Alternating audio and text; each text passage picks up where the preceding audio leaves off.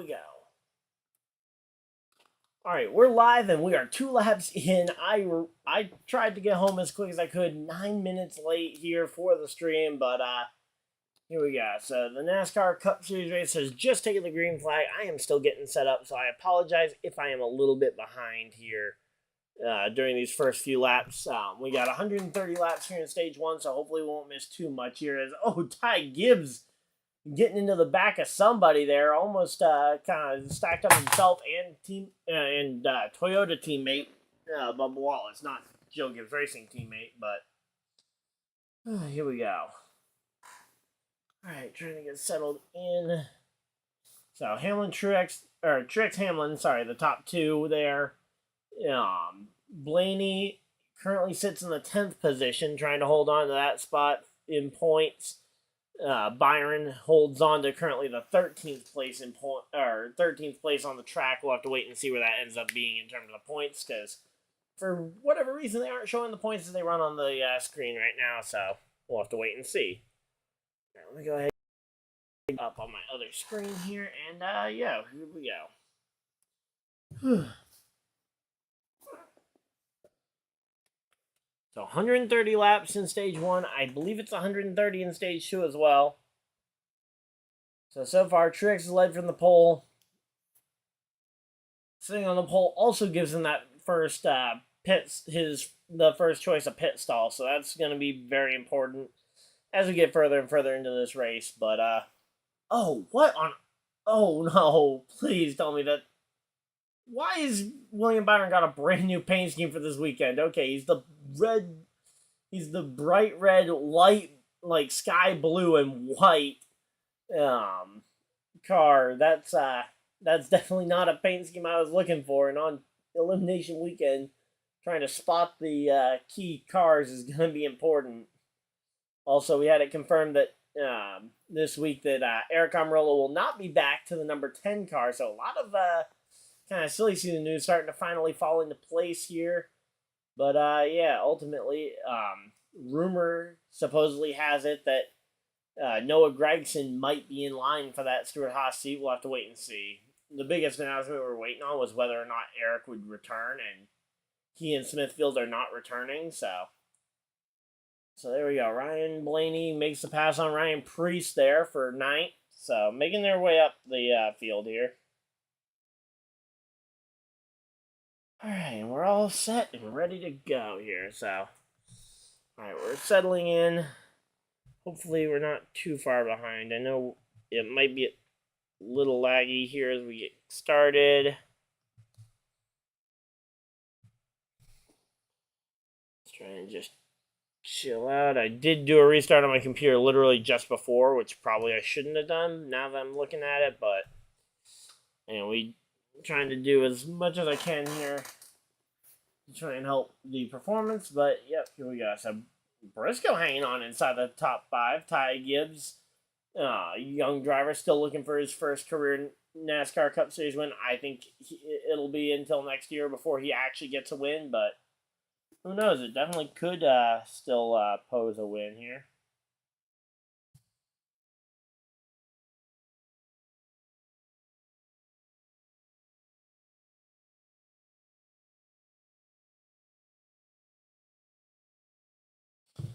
Alright, here we go. So we got 8 people hanging out in here. Thank you guys for everybody that's in here. Okay, so Byron over Hamlin currently is the points gap, assuming that Truex wins the race. Ryan Blaney, he had a 15-point lead on Hamlin prior to the race, but obviously those spots inside the top 10 are very valuable here, and Blaney currently sitting in 9th versus Hamlin, who's riding right behind his teammate here on the side of the top 2 or 3. So here we go.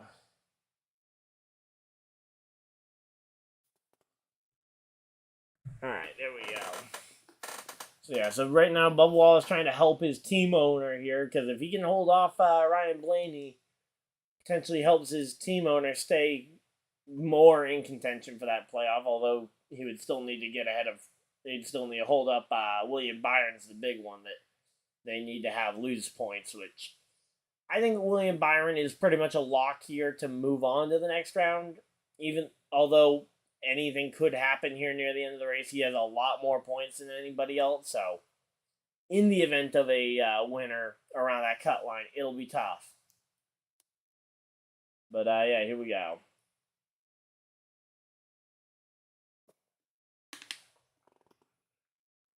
But yeah, it's an 8-point gap between Blaney and Hamlin, though, so it's a pretty decent gap. All right, settling in. All right, getting ready for this one. Let's see. Just kind of looking down the field. So, Reddick and Buescher are still stuck at 18th and 19th here. Not a lot of progress being made there. Doesn't look like anybody notable got sent to the rear except for maybe Kyle Busch, seeing that he's only up to 27th. I don't know where he officially started. Let's see, lineup. So, did Kyle Busch qualify 31st, or did he receive some kind of penalty? No, he was 31st on speed. What on earth happened to Kyle Busch yesterday?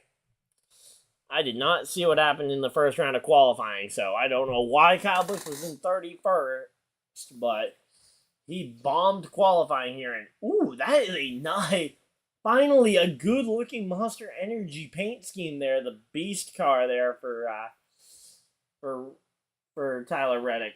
I mean, why did it take so long to finally get a car that isn't just flat black for Monster Energy? But hey, you know what? I'm not gonna complain because it's a really nice paint scheme. So,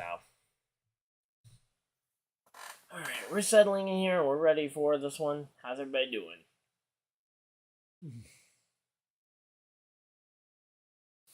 So they're going to commercial break. 22 laps in here. We're still a long way off from the end of stage 1, so not going to start working on the pole here. But the fact that they don't need to pit in the stages is going to be interesting here as we get later and later into this race.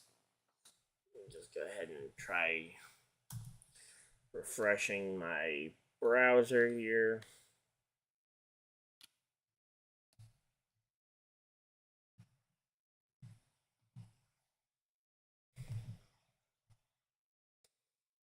New window. Boom. Just trying to see if I can get this up without buffering, but it might just be that it'll take a minute.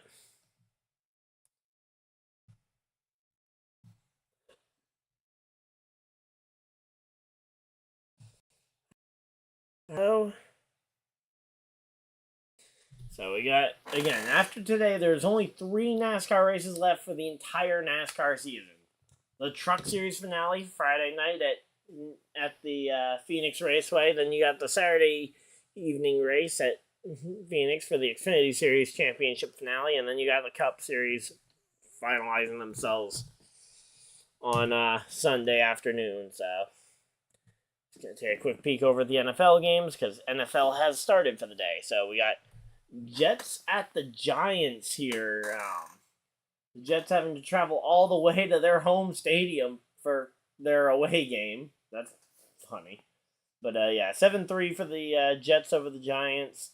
Jaguars are 6-3 over the Steelers. Commanders leading 14-3 over the Eagles. There we go. What on earth is happening in the Cowboys game? The Cowboys are up 33-3 over the Rams. Packers are losing to the Vikings in a shutout, 10-0 there. Not a massive surprise. Falcons are getting beat by the Titans, 14-0. Is that?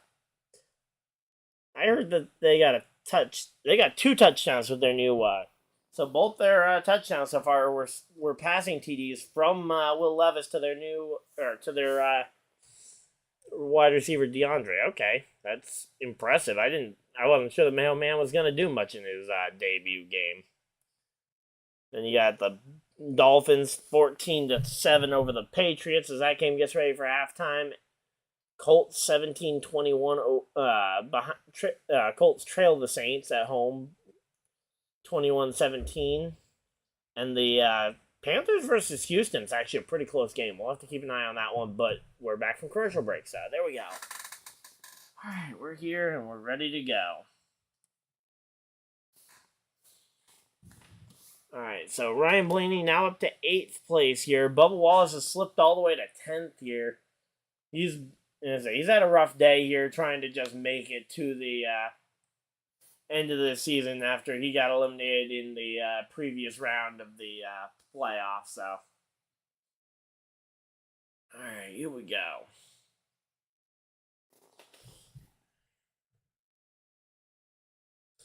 So we should hopefully be starting to settle down on this. Go ahead and see what I got open in the background. Wow, not much. Alright, there we go. Stream's back to healthy. There we go. Alright. Hey, LTX, how's it going? Hope Justin wins next week. I'm assuming you're talking about Allgaier, but I figure I'll ask anyway. But, yeah, here we go. Sorry, we're settled in here and we're ready to go racing. Again, bummed I missed the start of the race. I tried so hard to get here for it. But, yeah, right now, though, they got pretty much single file right away before I even really got on the streaming. Now you got Truex starting to catch lap cars like the 42 Hocevar here. So that 42 Hocevar, he's right in behind him. Is that the first car to go a lap down, or was there somebody before them? Oh, yeah. Oh, I wasn't sure if there was another Justin that you were rooting for, because especially in trucks and Xfinity, there are a lot of names that seem to shuffle through, and to remember all of them would be a monumental task, and I probably could pull it off, but just wanted to make sure I wasn't forgetting about Justin. Maybe you were talking about Justin Haley. Even though he's a Cup driver, but yeah, there we go. So far, McLeod, Yaley, Newman, and now Hocevar have all gone a lap down. They already lapped Newman? He's impossible to lap 9 times out of 10, but hey, I guess we got the 1 time out of 10 here. But yeah, we're here. We're ready to talk about some racing here. So, right now we are working lap 37 out of 500 here. So we're under 100 laps to go in the race.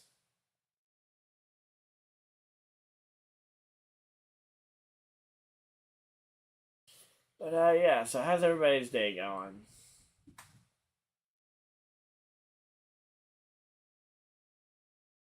Alright, here we go. Let's see. So Keselowski actually not running too terribly here.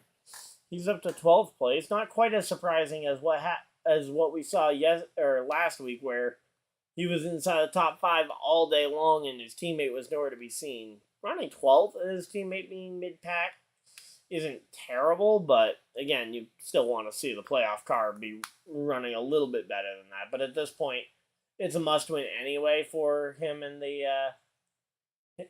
Buescher. So here we go.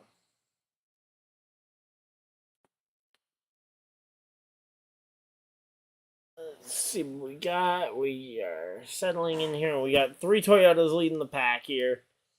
Buescher, or not Buescher. You got Briscoe, the top non-Toyota in the field. Larson, the top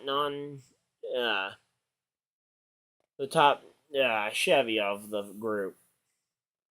And only 1 Chevy in the top 10. That's actually kind of surprising here. Alright, so we are getting settled in and ready for this one. So, again, Truex leading right now. The more and more Truex can lead, the more and more pressure he puts on William Byron and, more importantly, Ryan Blaney to try and get those points.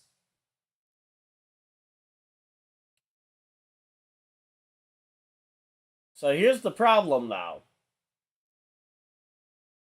Yeah, with Truex in his position, and Byron wherever he is, Hamlin cannot earn enough points on track to point his way in as it runs right now. Now, if Truex weren't the leader, say if it were just somebody else, let's say Christopher Bell. Let's say if Christopher Bell were the leader, Hamlin would probably be in right now over Ryan Blaney. In fact, we are pretty certain of that. It would depend on where Truex ended up shaking out in that, but again, it just seems like Right now, Hamlin, he's done all he can do aside from moving past his teammate and battling with his teammate for that spot. And it will be tough here.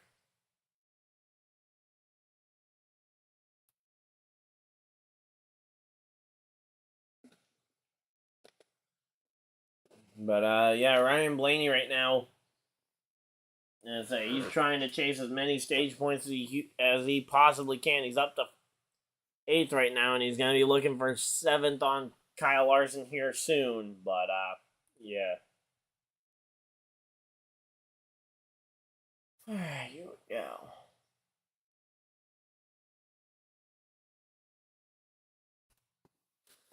Let's see what we got going on further down the field. So Byron currently in 14th place. So 14th would be good enough for him to advance. Again, assuming that everything finishes exactly how it is. So, and that's kind of the good thing, is that Byron doesn't need a great day. He just needs an average day. Now, a couple of extra stage points would absolutely help, but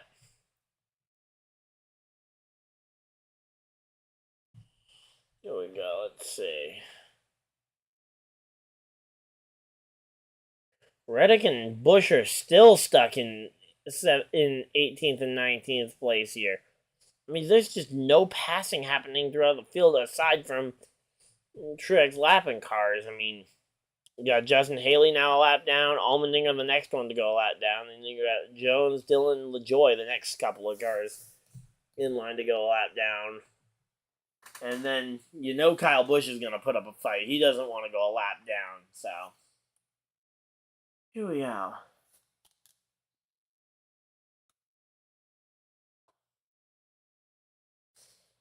There we go. We're all set up, and we are ready to roll. Unfortunately, you know what? We're far enough along. I'm going to go ahead and start working on the poll for Stage 1. Unfortunately, it looks like it's going to be a somewhat boring first poll, but hey, we can't control who's in the top 3.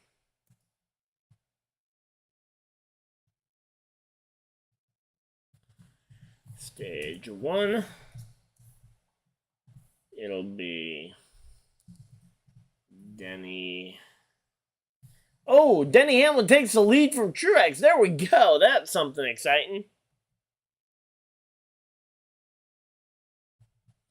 So Truex ended up in the high line while trying to get a run on, I think that was AJ Allmendinger there, and allowed Denny Hamlin to go by him. So there we go. Denny Hamlin, Martin Truex Jr.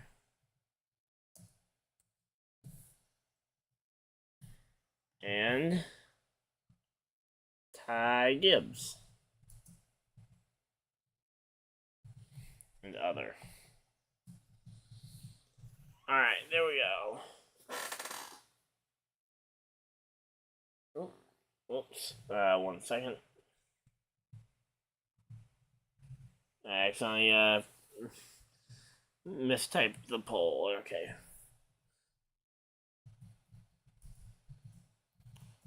Win Stage 1. There we go.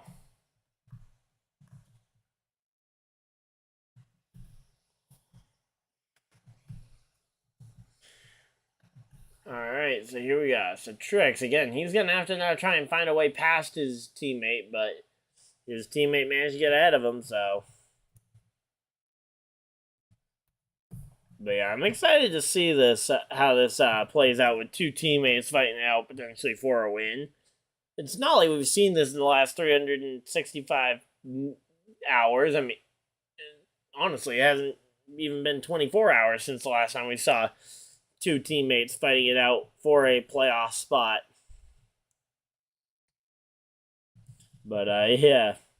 Hopefully it isn't as bad as yesterday's wreck with Creed and Austin Hill, but that could be pretty bad here.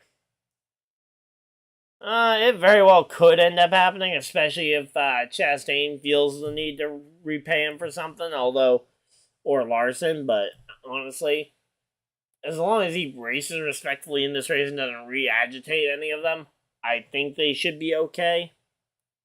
Because I don't think any of them have too much of an outstanding grudge at this point. But that's a lot is riding on, again, him not re-agitating anybody throughout this race, which, when you're lapping cars, re-agitation is definitely possible here. So there we go. There's the poll for stage 1. Go ahead and put your vote in for who you think's going to get this stage win here. But yeah, we're currently right about halfway here through the stage, or a little bit before halfway. 60 down, 70 to go here. So Hamlin versus Truex. Let's see here. We're going to be able to see anything from those Stewart-Haas cars. I'd love to see Stewart-Haas maybe make another run at a win before the end of this year, but it's going to be rough.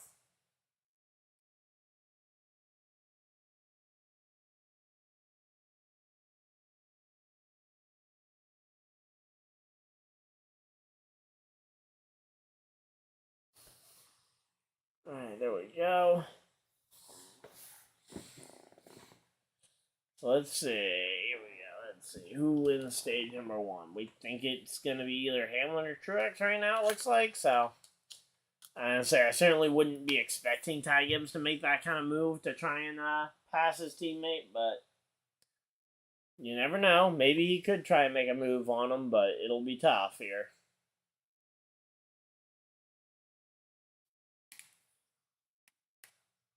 Alright. So yeah, it's just kind of... Well, this is kind of what I expected we were going to get in the Xfinity race. Because, I kind of expected that we might eventually fall into a long run here. But, the Xfinity race, we never actually had a long run, so... And so Eagles Commanders ends up being 17-10 at halftime. That's a little bit closer, but certainly still not close enough there. The Rams are 4th and goal at the 1 here for the with 13 seconds left in their half. 33-3. What on earth happened in the Rams game to lead to that score? 17-7 for the Dolphins over the Patriots. Panthers and Texans go to halftime there.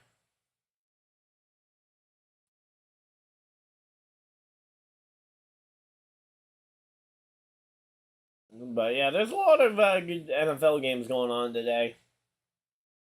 So 3 games at halftime. Jets, Giants at the 2-minute warning in their first half. Packers about to go to halftime here. But yeah, the Packers are in range. They might get a field goal before they get to halftime. We'll have to wait and see, but here we go.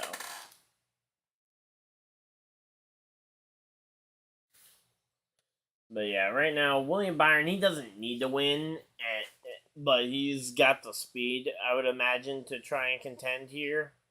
Although, again, the weird thing is that none of the other Chevys are looking overly competitive. Kyle Larson, the best of them, just gave up the 7th spot to Ryan Blaney, although that definitely could be a self-preservation move to try and keep himself from getting wrecked by Ryan Blaney getting desperate here. But, yeah, right now it's a... So now that Hamlin's the race leader, Truex is only is 7 points back in the battle for the cut line, and Blaney's actually moved ahead of Truex here as he's moved up into the 6th position here. So, with Hamlin as the leader, their team actually becomes a little further away from pointing their way to the playoffs. So here we go. Let's go. So yeah, let me know who you guys think's gonna win this first stage, but we're working our way through it.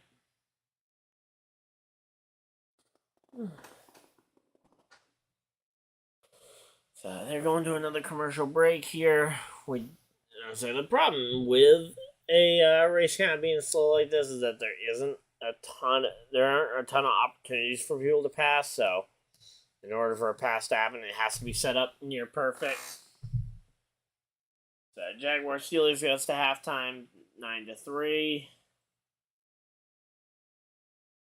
Oh, Rams got into the end zone there. Now it's 9-33 here with the at halftime. Colts get into the end zone there before halftime. It's a 20-21 football game there. Nice. Let's go. Packers get on the scoreboard before halftime there. They got their 3 points. So, literally every game is at halftime right now for the NFL, aside from the Jets-Giants game, which is inside the last 2 minutes of the game. That's pretty impressive there, but we're here for the NASCAR race. We're settling in. 75 laps out of 130 so far in this first stage. Alright, here we go.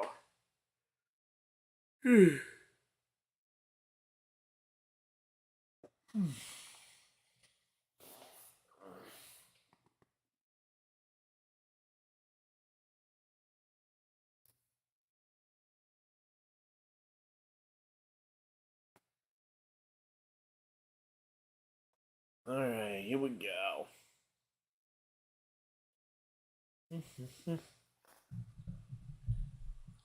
So right now, Blaney is next person to pass, though. Bell is not going to give it up easy, knowing that the true target of moving up the grid are 2 teammates of his.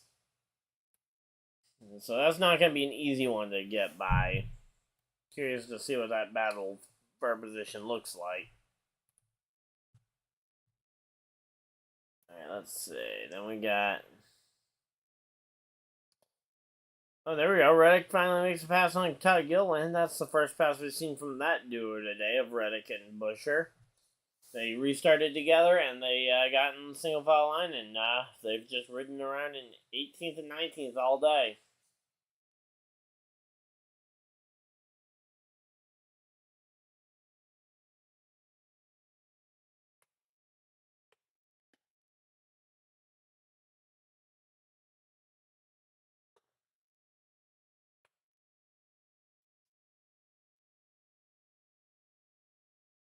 So, yeah, right now we're just kind of working our way through the laps. But, yeah, there's not really much for Byron to do here, though, because he has yet to...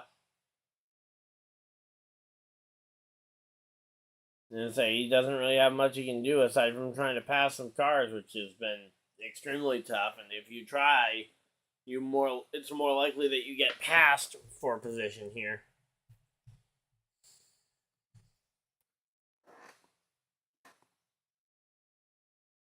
But yeah, there we go. So the 12 gets to the back bumper of that number 20 car. He just lays into the back bumper, and now he gets alongside. Forcing the 20 up the track here.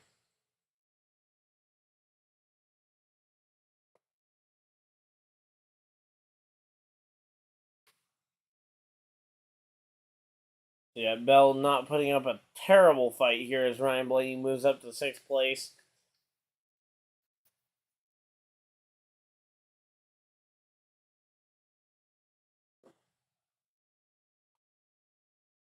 Alright, here we go. So right now we're just kind of waiting it out for this stage to resolve.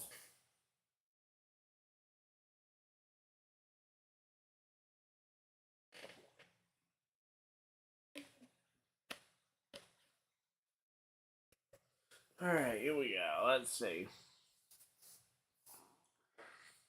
So Briscoe, Harvick, the 2 drivers out of that Ford camp up there, moving towards the front. Blaney from the Penske Ford camp going to try and make some passes here on his fellow Fords as soon as he possibly can. Because again, he wants to try and get by these guys. That way he can put pressure on Truex and Hamlin and all them, and potentially even start putting pressure on Byron. In fact, if Blaney can make the pass on just Harvick here, he could start to really put some actual pressure on William Byron to make some passes, because Byron will be tied for that cut line. Now, I believe Byron would hold tiebreakers. Let's see.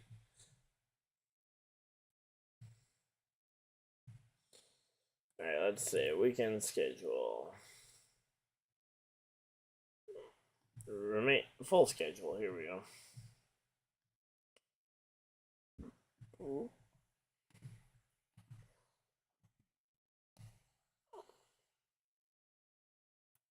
So 6th for Blaney, 7th for Byron. Oh no, Blaney actually holds the tiebreak over William Byron. So if we do see a battle for points and it ends up being a tie between those two drivers, Byron would lose the tiebreak to Ryan Blaney, which is impressive here. So here we go. Let's see.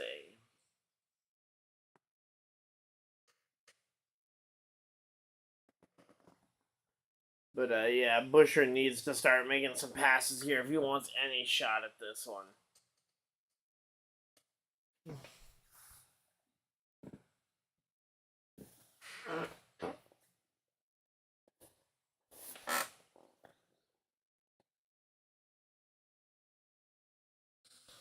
Alright, here we go, here we go.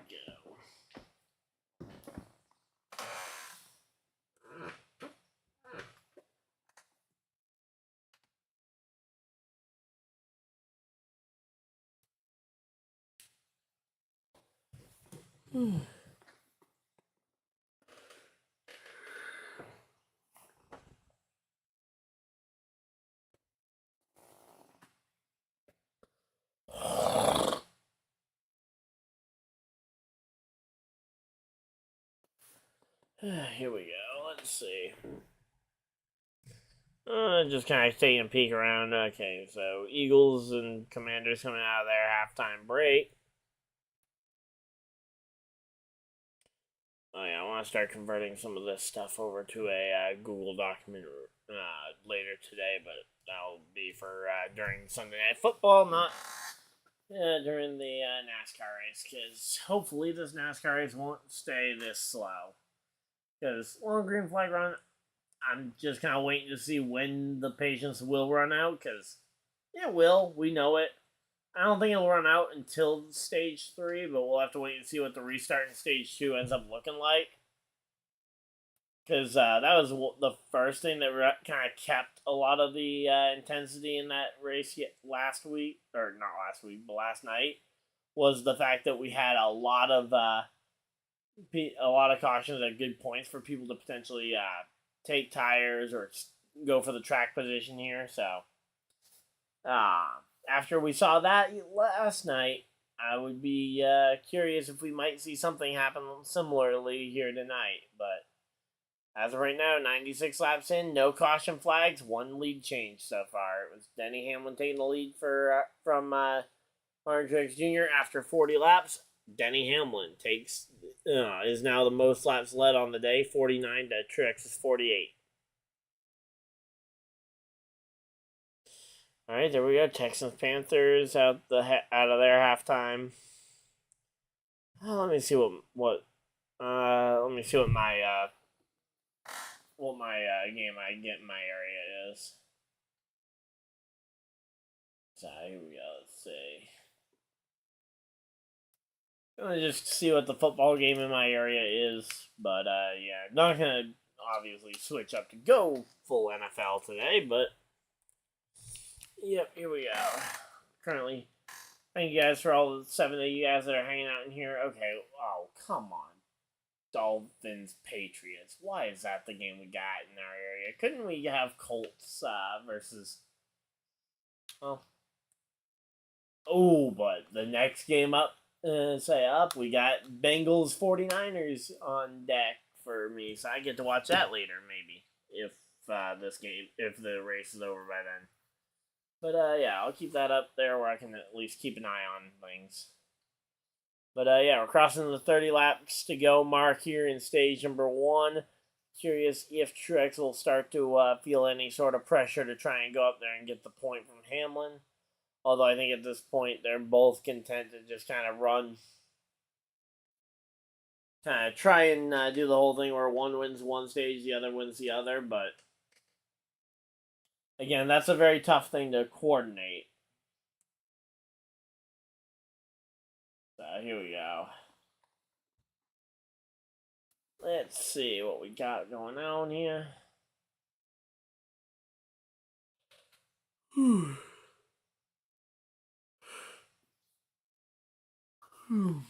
Alright, let's see. Patriots getting lined up for a play. Watching the snap, and oh, big sack for Mac Jones as they go 4th down. But yeah, here we go. Let's see. The Xfinity mobile car there for Bubba Wallace. They're showing as they're coming back from commercial break. Let's go. So there we go. So 102 laps have been turned so far. We still got, again, about 38, or not 38, 28 to go here. 28 more times around. The question is, again, oh, there we go. We're lapping Daniel Suarez here.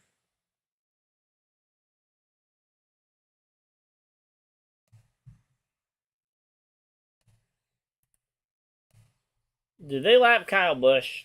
Oh, no. Please tell me they didn't lap him. I'm pretty certain they did, but... Oh, uh-oh. The 48 around, and nope, there's the caution.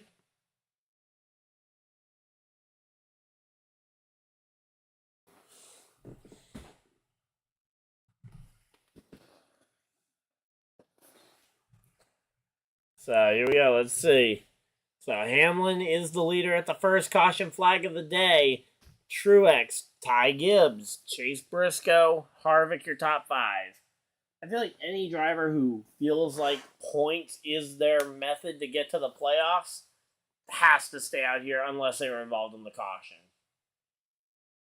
And I think any driver who was not involved in the any driver who is thinking must win, I think you pit here, or potentially completely the opposite of what I said there, depending on how we think tires are going to handle. If you think tires are going to get you to be able to pass everybody, if you have 100 lap pressure tires, if you think that'll allow you to pass up into the top 10, then go ahead and grab that.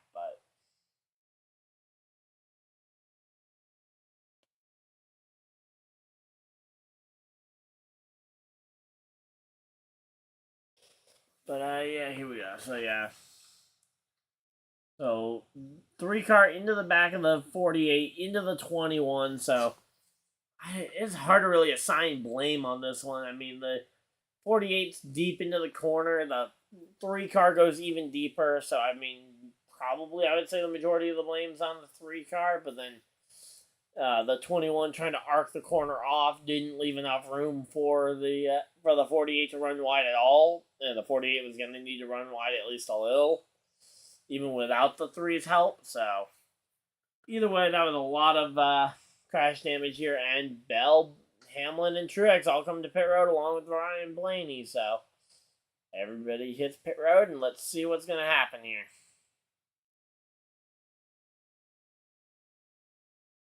But, yeah, here we go. Let's see what we got.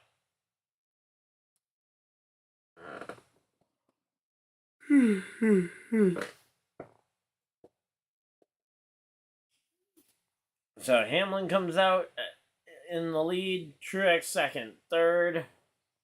Who came out third there? Hard to tell because they're showing replays of the crash that brought us down here.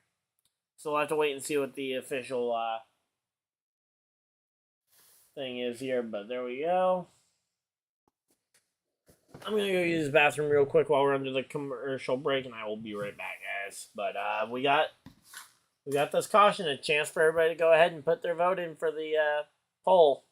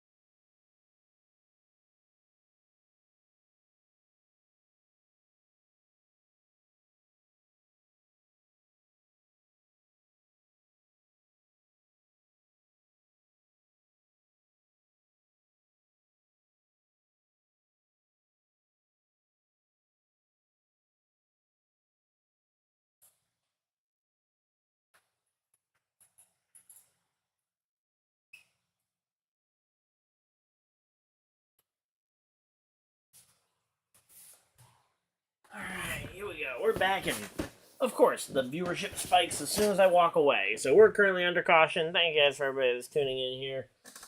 We're getting ready for the restart. Denny Hamlin and Truex will be probably alongside the front row. I'd be a little shocked if they don't take the front row spots there, potentially leaving it open for Briscoe or Blaney to steal the lead. We'll have to wait and see, and they're doing the choose because they're already halfway through here.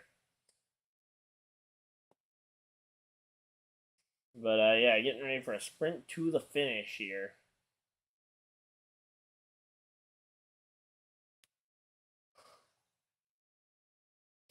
Ricky Stenhouse Jr. gets busted speeding on pit road. That's unfortunate there.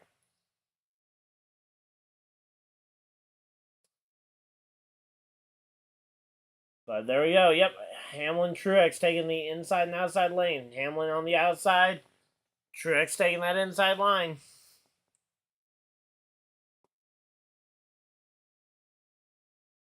Alright, there we go. And just kind of taking a quick peek, and Jalen Waddle dropping it. Oof. Rough there for Waddle. Really hoping to see that one, but here we go. So he should be going green this time by. We're just waiting to see the pace car pull into the pits.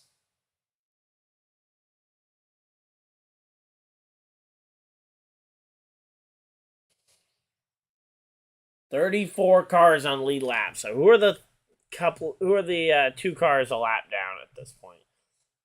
Bowman and Harrison Burton, the two guys who wrecked there. So here we go. Let's see. We're coming down to the restart. It is Truex on the inside, Hamlin on the outside. Hamlin, the control car, launches. Green flag is out. We're racing once again at Martinsville. Hamlin able to easily clear. And Ryan Blaney going around the outside of Martin Truex Jr. He's going to try and clear for the second position here as he goes and tries to find his way up to second. And now he's going to start looking for that lead. Ryan Blaney's going to start getting hungry for that lead here. Let's see. William Byron up to 13th. That's going to be, again, a rough one for him if he isn't able to earn stage points here. Because not earning stage points right now is critical for Blaney's strategy here to try and outpoint the 24. And there we go. Blaney currently outpointing the 24 by 9 points as they currently run. So starting to put that pressure down early here. Trying to see exactly how much pressure you can apply there before Byron starts to do something here.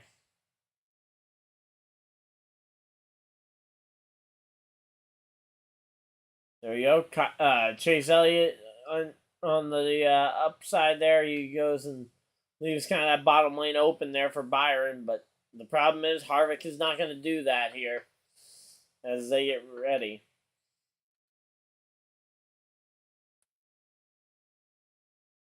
So yeah, right now though, Byron has got to get by the 4 car on his own before he can rely on that teammate help to try and get him into that top 10.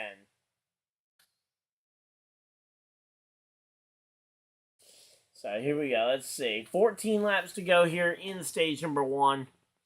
Currently we're working it Keselowski up into the top 5. That's pretty cool. And there we go. Byron makes the pass there on Harvick. Actually, no, Harvick made the pass on Larson. My bad. So now Larson can drop behind Byron here.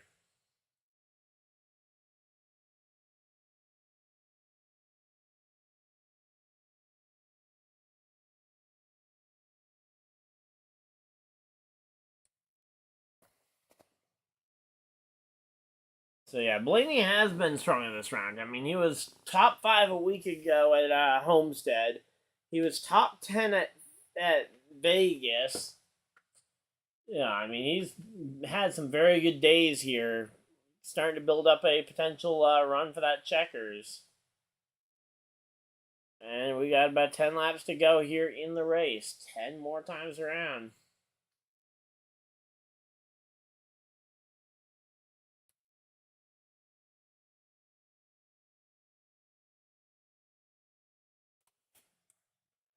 Alright, here we go. Let's see.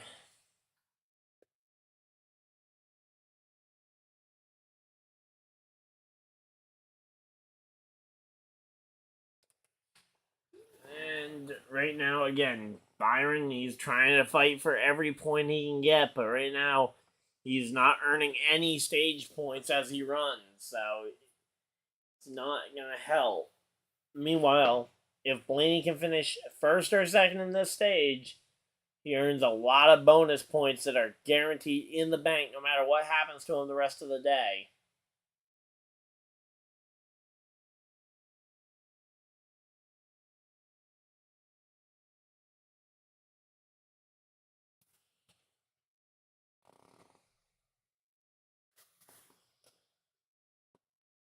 But yeah, here we go. Let's see.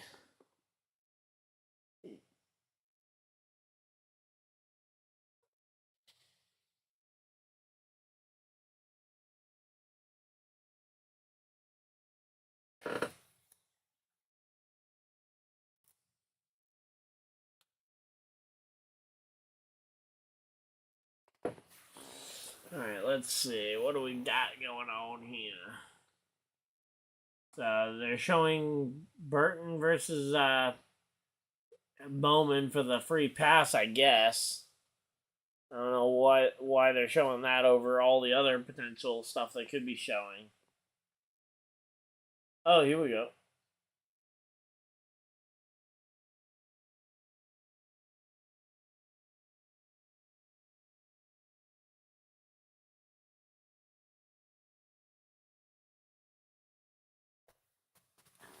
Alright, let's see. Can Bowman hold on for that free pass over Harrison Burton, or will Harrison Burton get the free pass and get back on the lead lap ahead of Alex Bowman here?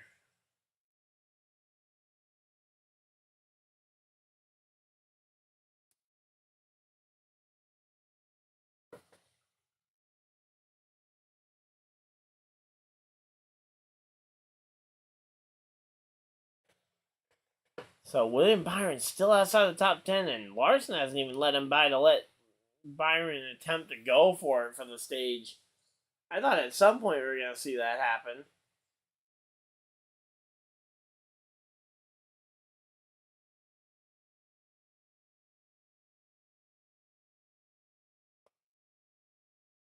Oh, here we go.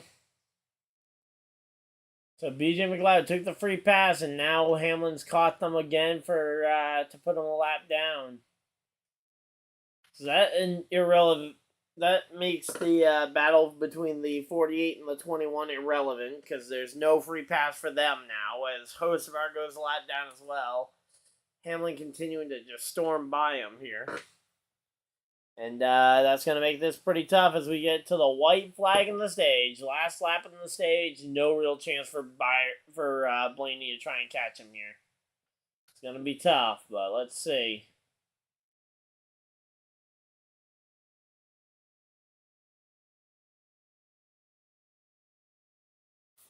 And there we go, off the final corner. It's Hamlin winning stage number 1. Denny Hamlin wins stage number 1 over Blaney, Truex, Briscoe. Yeah, then you got Keselowski, Bell, Ty Gibbs, Ryan Preece, Joey Logano, and rounding out your top 10, it was Kevin Harvick in the 4-car, clinching that final spot. So there we go. Alright, so here we go. Just kind of settling in here, getting ready for this one.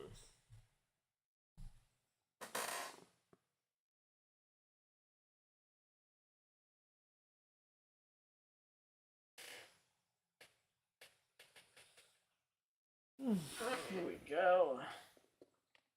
Let's see. So we're under caution here. We're just kind of waiting it out here. I got the Dolphins Patriots game on in the background, just kind of keeping an eye on the score. Deep pass there, and ooh, what the? They caught that? Wow, that's impressive. Patriots making a good catch there, but they're down 24-10 here. Let's see what we got. Just kind of doing a quick score update around the league. Rams starting to close in a little bit of that 33-point gap. Starting to kind of remind me of that of the Colts Vikings game from last year, where they went down 33-0 and then came back to win it. Panthers have a slim lead over the Texans right now. Have the Panthers missed 2 field goals or what? Or not 2 field goals, but 2 extra points, or are they only at 1 TD so far? Oh no, only 1 TD, so they've got a pair of field goals. So they got 2 field goals, but they missed the extra point for their kicker. Oof. Hey, Panthers is looking for that first win. They're looking for win number 7, or for their first win in 7 games. Saints closing in on that. That's a close game. Saints Colts 21-20, still the score. Saints lead in Indianapolis. Jets Giants is still a very close game too at 7-3. Giants having the ball though at the deep in Jets territory. If they can get into that end zone, that'll flip this game there for that one from Giants to Jets. Then you got the Steelers looking like they're going to have to punt it away on 4th down yet again. So, yeah, it's pretty much this is a domination show. Let me pull up my ESPN picks just so I can see what they were. And we're back from commercial break. Yeah, woohoo. Alright, let's see.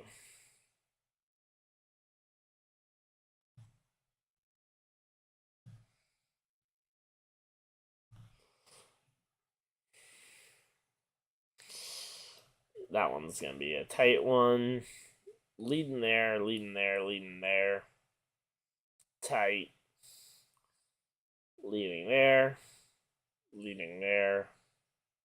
Trailing there, but they should hopefully pull that one up.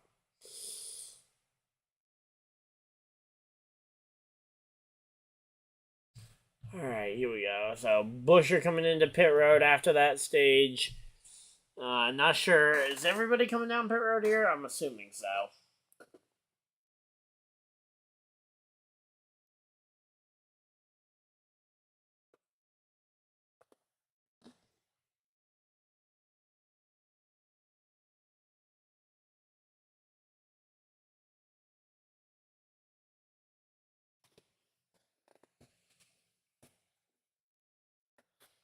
Alright, here we go. Let's see. We're settling in here, though. We're getting ready for the restart. They got the tires changed, and yeah, they're just kind of waiting to try and get into line here.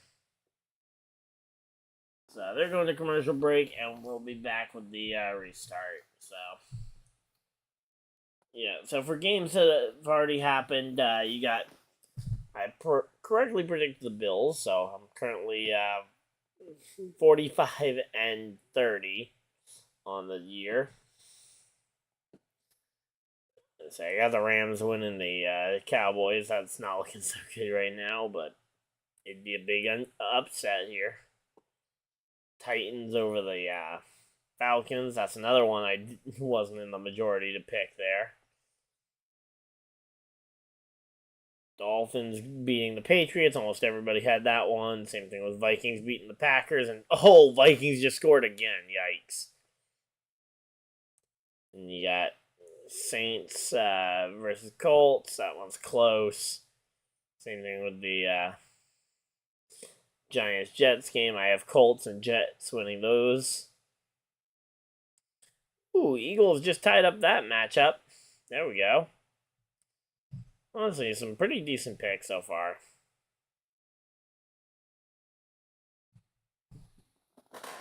But, yeah, we're just kind of waiting it out here. We got another 130 laps here in this stage, so it's a long way to go. Like, these Cup races, there's a reason why they are meant to feel long. I mean, they're designed this way that way they are the most competitive. You got the most amount of laps to kind of potentially recover from a bad start here. All right, let's see. Miami's currently got the Patriots at 3rd and 10. Let's see. And, ooh, Devontae Parker coming out the game. Looks like maybe an injury there. That's right. I don't think anyone actually cares about this game. I certainly don't. I'm just watching it because it's what's on. While we're waiting for the NFL, or for the NASCAR race to come back. But here we go. We're currently under caution, by the way, for the NASCAR guys. Jones takes the snap, throws it. Incomplete, 4th and goal. Or not 4th and goal. 4th and 10 here for the Patriots. And they're going to punt it away on 4th down here. So here we go. They're back from commercial break and we're ready here.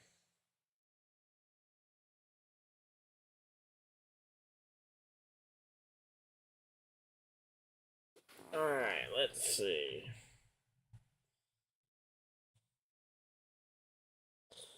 Oh no, the Cowboys are at are 4th and 1. Yikes. They're a long way away from the end zone. That's a good thing. Colts got the ball back deep in their own territory. Yikes.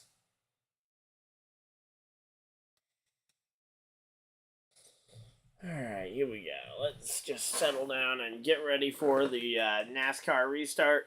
Hopefully you guys are excited. I know I am. Ugh, man.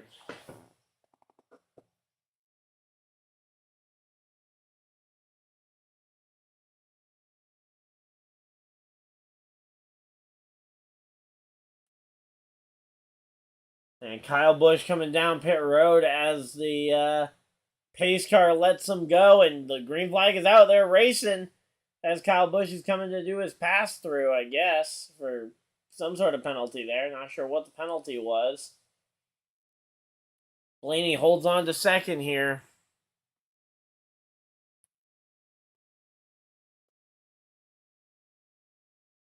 Denny Hamlin up to 1st.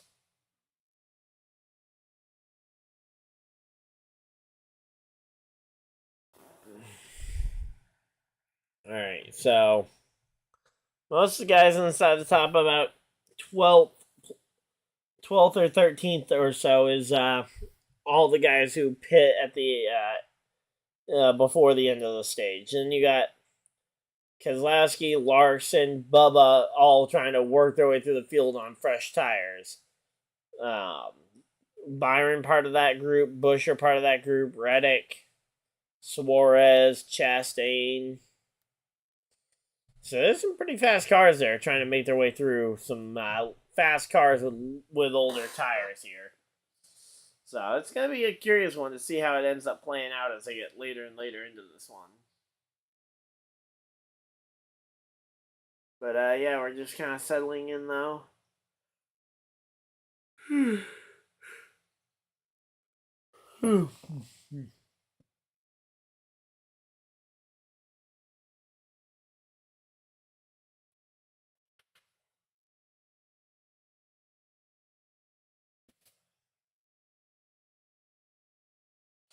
Let's see what we got.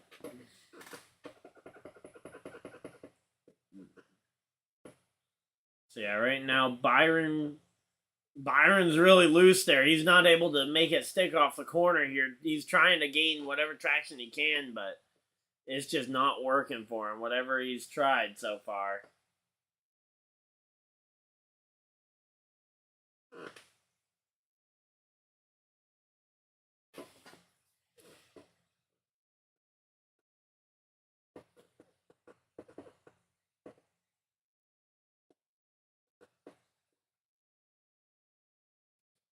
So here we go. Let's see.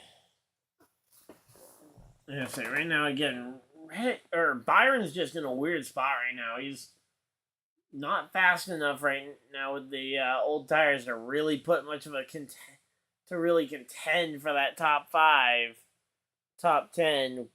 Problem is with the amount of points that the 12 is earning in the stages, he's gonna need a top 5 finish or so.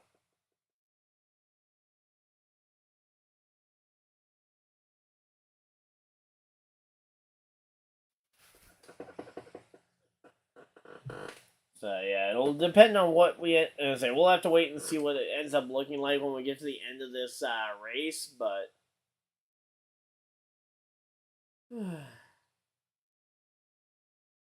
So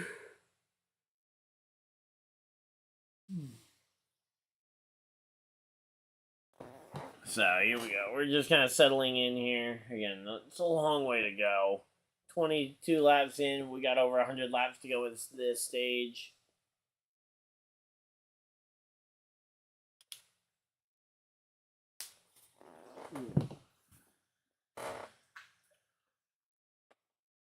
But right now, if the question is whether or not Hamlin would Hamlin or Byron be in right now if say Blaney were to get up there and lead.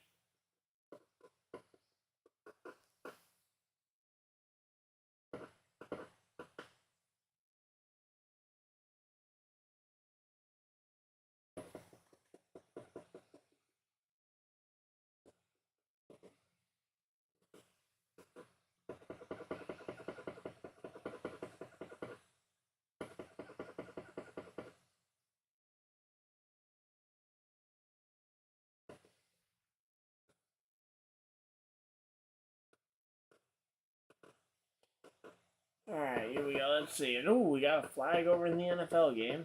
Not sure what it's for, but...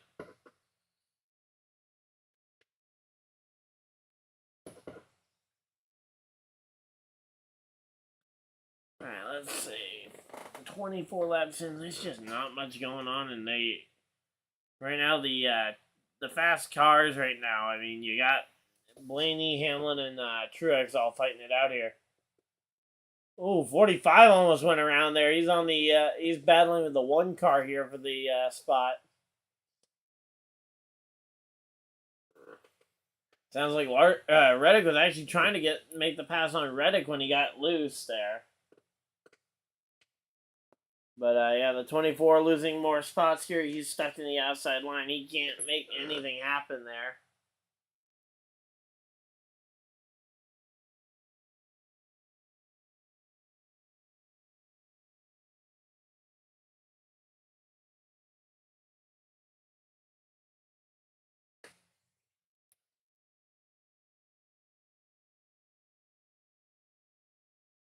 Oh, yeah, wow. I hadn't seen exactly how loose that 45 was, but yeah, 45 got really loose there.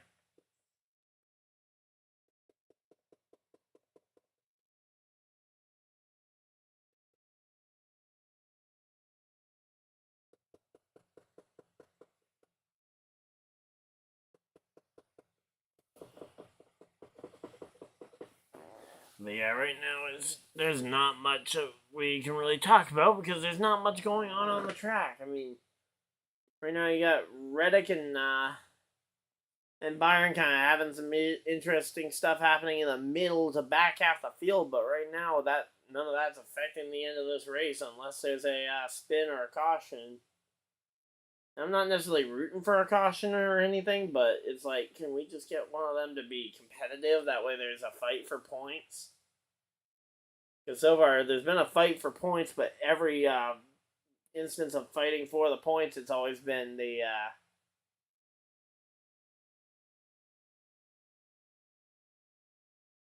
here we go, let's see. So they're going to commercial break, which means we can look around at some of the other stuff. Let's see. Giants take the lead latently, as I say, in the game with the Jets, 7-10 there. Tie game with the Eagles Commanders. Vikings having a dominating lead over the Packers. Ooh. The Colts Saints game is being delayed there. Let me see if I can watch it. Nope, not available in my area. Great. Wasn't sure because I hadn't seen what the Fox game in my area was, but yeah, Texans-Panthers is actually really good, though. I did not expect that game to be as good as it is. 13-12 here. Cowboys got a extra field goal there. Maybe that'll be enough for the for them to avoid the fate that the Colts ended up in. But yeah, a lot of these NFL scores starting to kind of fall into place here.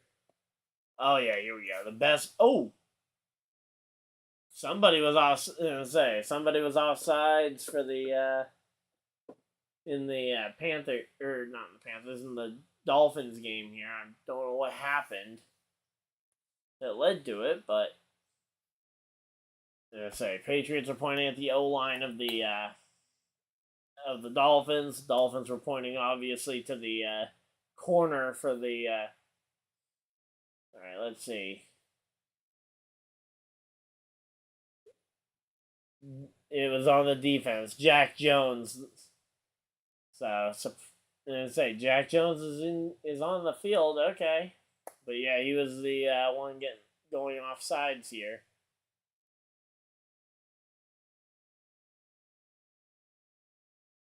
But yeah, here we go. Let's see. Now they're dropping back here, and we're back from commercial break. Yeah, let's go. 39 laps down right now. I'm gonna try exiting out the app because it seems like I'm falling behind my own leaderboard right now. And there's just not much I can do about that right now.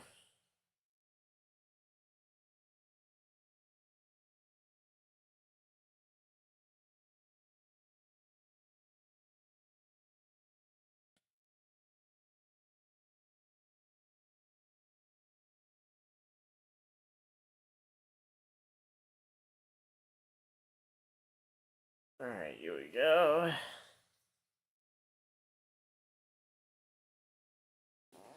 Got that updated. Hopefully that'll be a little bit more on time. And ooh, there we go. Eric Jones moving his soon-to-be Toyota teammate there out the way. The 45 of Reddick, and Reddick continuing to slide further and further back. He's going to be a must-win if he keeps running like this throughout this stage. I don't know what the official margin of victory is for him to be a must-win by the end of the second stage, but being 25th right now and almost on the verge of going a lap down is not going to be good. So far, Ty Dillon, Stenhouse, Allmendinger, some of the other guys still to stay on the lead lap beforehand. But it's going to be tight here, and oof. Patriot almost got the interception there, but it ends up dropping incomplete. But, man, there's just... Okay, so it seems like there's just no speed in these fresh tires, at least not yet that we've seen.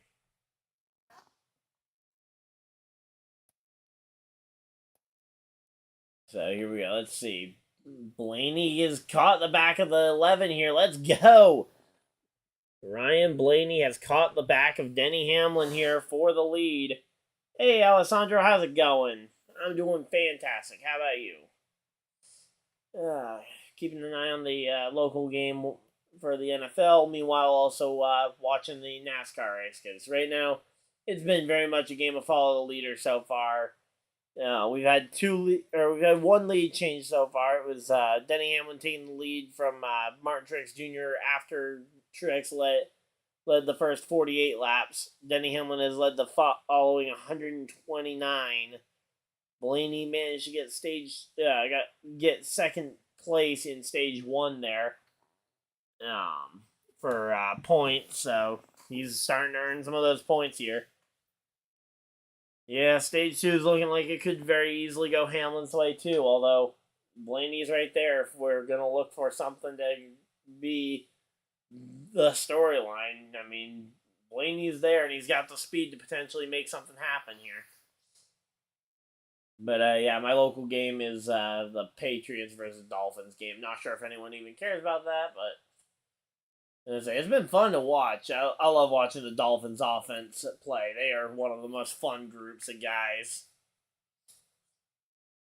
Between Jalen Waddle, Tua Tagovailoa, or however you pronounce that name. Dolphins have a fun offense, that's for sure. Unfortunately, the Patriots have about the exact opposite. They've got one of the most boring offenses. And yeah, not sure what Mac Jones was thinking on that play. But yeah, right now Hamlin trying to make his way through. He's up to he's caught the back bumper of AJ Allmendinger here for the lead lap.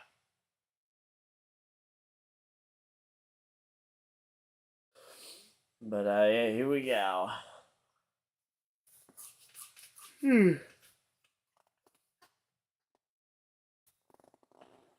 So here we go. Let's see. Blaine. So those two have about a 2-second lead between Blaney and Martin Truex Jr. So second and third, separated by about 2 seconds. Then you got another cluster of cars behind Truex with Ty Gibbs, Briscoe, Christopher Bell, all kind of stacked right in there behind him. But yeah, those front two have kind of started to separate themselves due to the lap cars.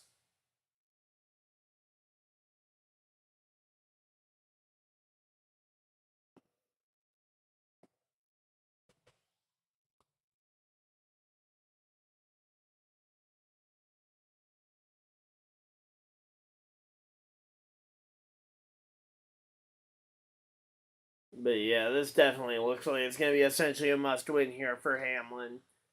I mean, this really does feel kind of similar to last night's race in the fact you've got two teammates who pretty much need to win or finish inside the top 5 to get the to have any hope of transferring. Hey JD, how's it going? From Roswell, New Mexico. Go. Say we got someone rooting for Blaney. I would love to see Blaney make this championship 4. I think he would make this Final 4 very fun. He has a very good record at Phoenix, and realistically, he could be a favorite for the championship, or at the very least, you could make the argument here. But yeah, he got some good stage points there in stage 1. Making some good progress in stage 2 as well, running second here. But again, it's just kind of a matter of can they get to the end of this thing here. Alright, let's see. Saints went and got another touchdown. Great. Fantastic. Alright, let's see.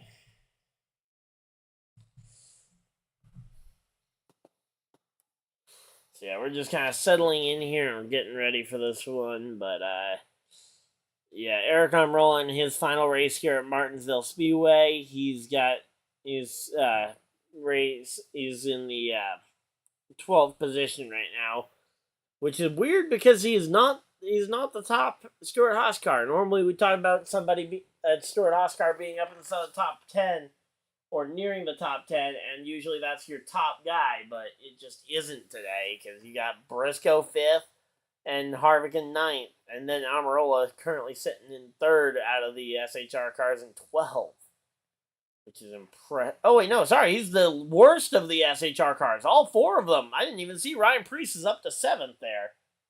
Hey, here we get going. So here we go.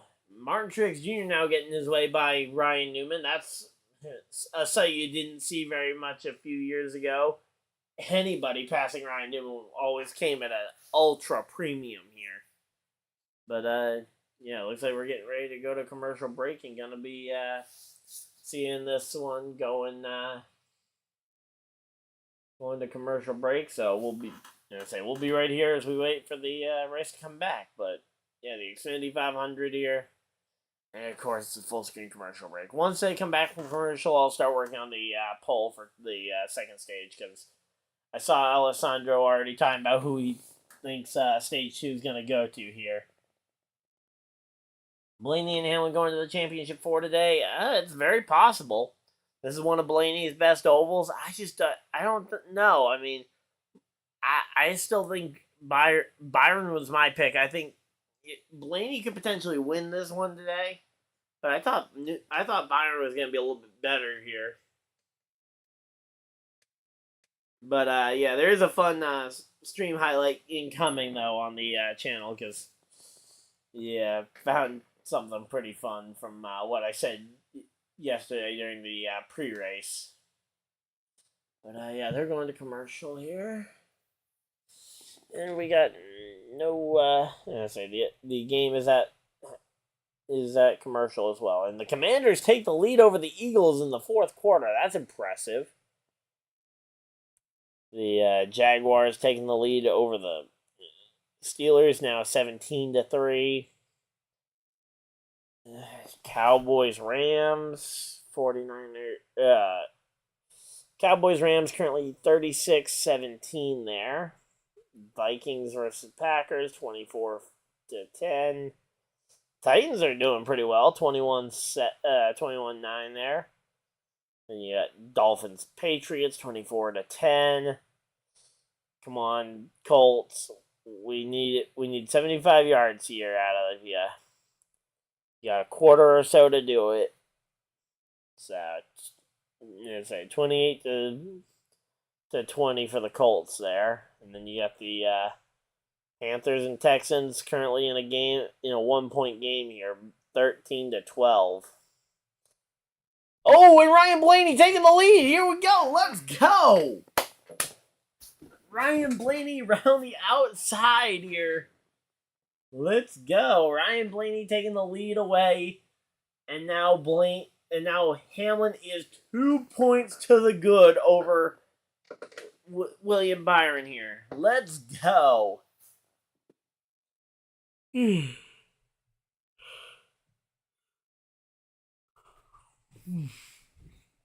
Alright, I'm going to go ahead and, as I said, I'm going to start working on the Stage 2 poll here.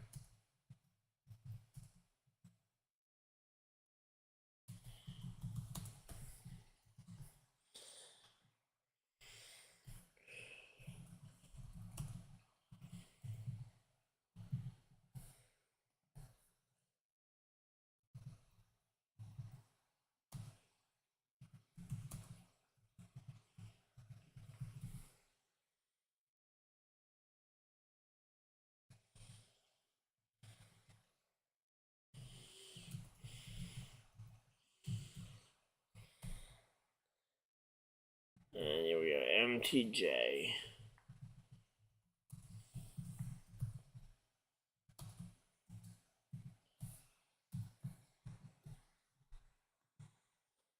Alright, here we are. Let's see.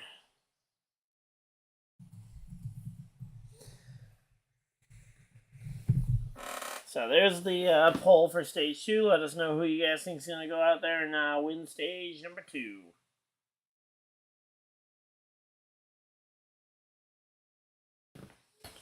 Alright, here we go. So there's the poll, and we can start having that discussion about it. Let's see what's going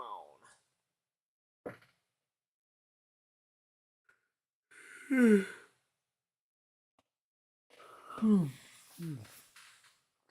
I will say, what the end of this race is going to look like is a total mystery, but if if Blaney can at least earn the big thing, though, for Blaney, Truex, and Hamlin right now is that they're all earning a cushion to try and play with if, say, everybody ends up in a pile up later tonight. It'll be tough, but there we go.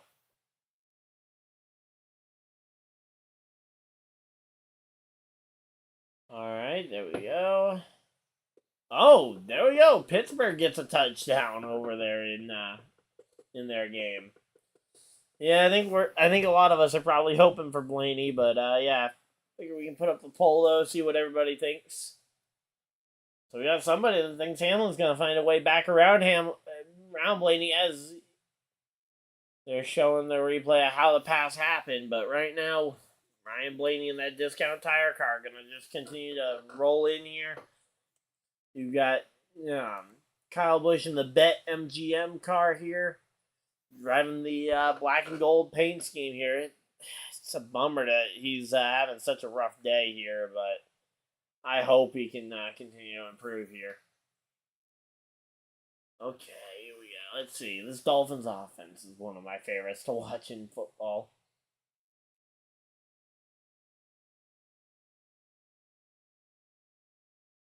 Alright, here we go. Let's see.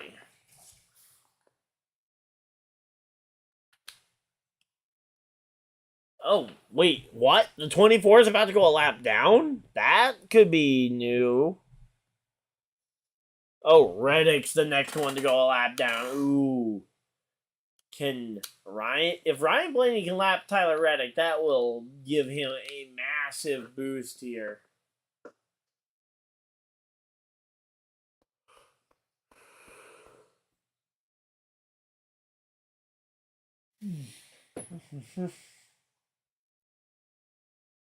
So let's see.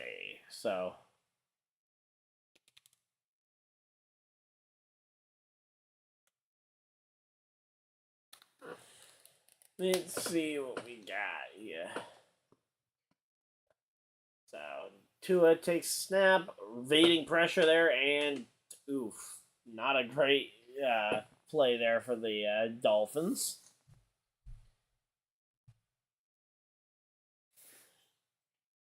But yeah, here we go. Let's see.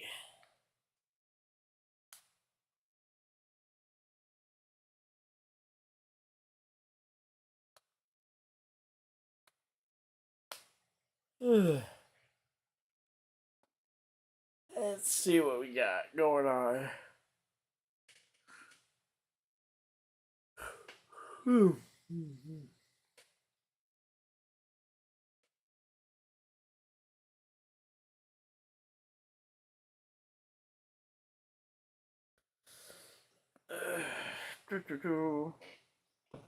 Okay, Truex starting to get a couple of votes in here as we starting to get to later parts of the stage. So we got a little over what is that? A little over 50 to go here. We're a little under 50 to go here as we get ready for this one. So the poll currently showing a bit of a mix between Hamlin and between Truex and Blaney, with a little bit of Hamlin there for who we think is going to win this second stage here. Blaney trying to get around Tyler Reddick right now. Reddick going to play a lot of defense here. One, because he's a lead lap playoff car, but also because his team owner is right behind Blaney. So here we go. Let's see.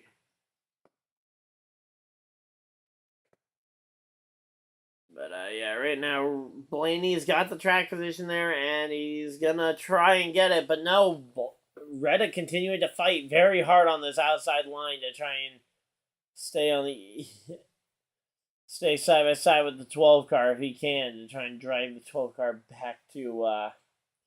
Oh, there we go! Contact up the track goes the 12 and the 45. They both maintain being side by side here, and more contact made.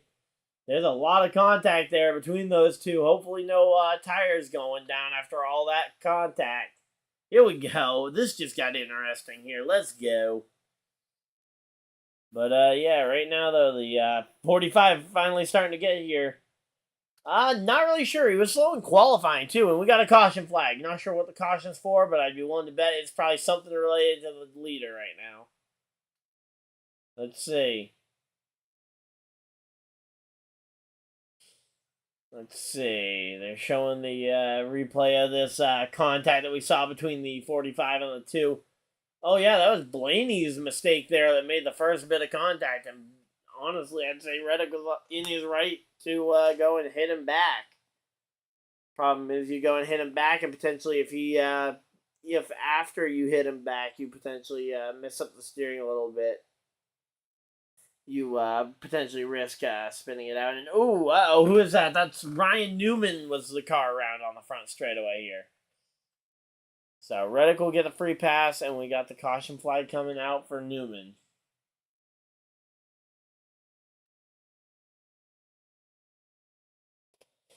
All right, here we go. Let's see. So two Patriots wide receivers out with injury as Mac Jones gets ready to take the snap over there. But yeah, no, not really sure what's wrong with Kyle Busch today.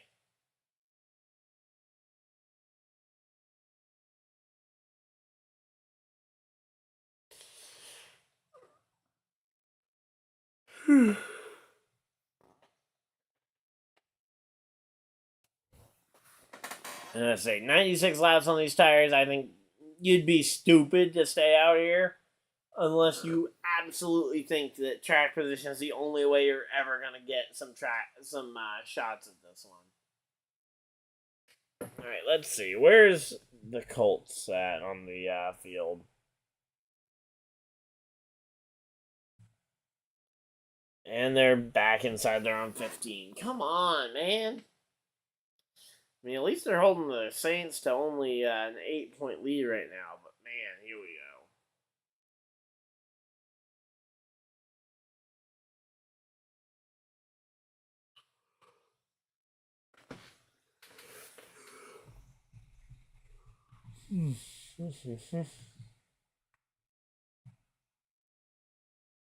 But, yeah, right now, though, the most of the games on the field, besides the Texans, Panthers, and the Colts, Saints, most of them are starting to get away from them. Oh, actually, Eagles, Commanders is still a tie game. Okay. There's actually some decent games going on.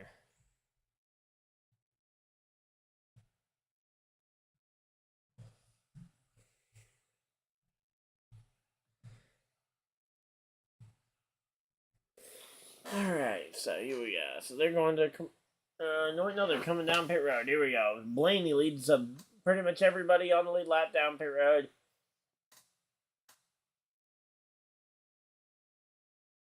And here we go. Let's see.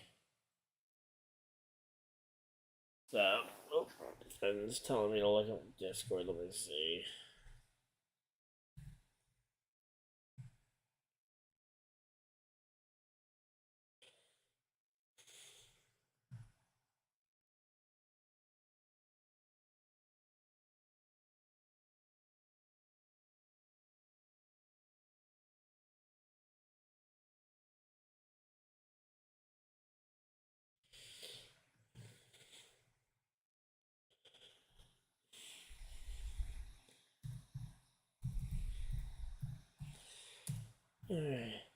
So Hamlin and Truex both able to get the spots over Blaney on the pit road. Uh-oh.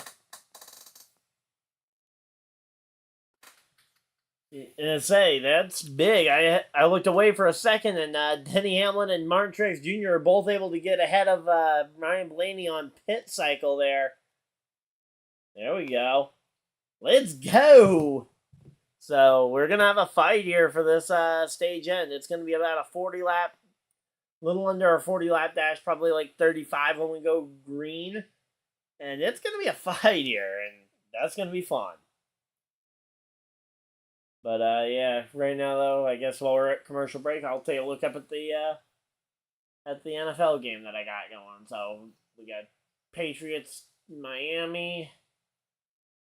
Okay, Patriots second and goal. They're going to just hand it off to, is that Zeke?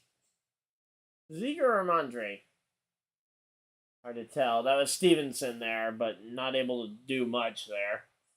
So, here we go. Third and goal for the Patriots. Patriots have had a rough season.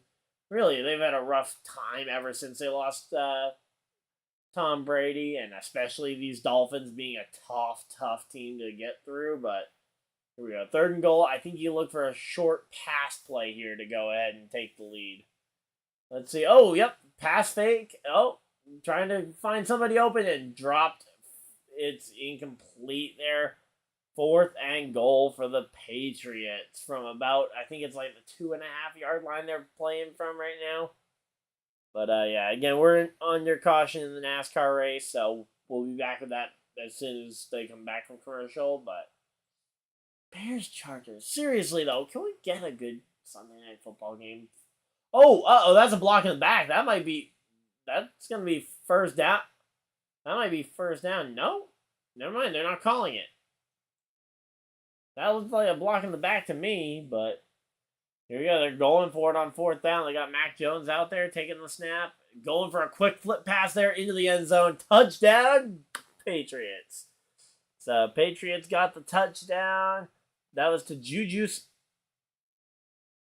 Seriously, CBS? Are you kidding me? They just said that Juju Smith-Schuster is a defensive end. He ain't a D lineman catching a pass. for a touchdown from the quarterback. But there we go. Touchdown Patriots. That'll make that game a little bit better. And we're back from commercial break on the NASCAR race. Let's go. So, Hamlin, Truex, Blaney. The top three off pit road in that order. It's going to be a tight one here. But,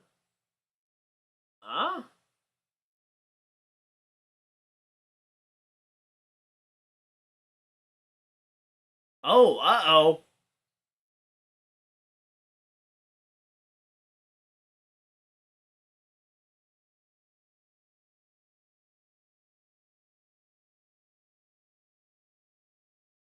All right, let's see. Is there an issue for Truex? Did Truex speed?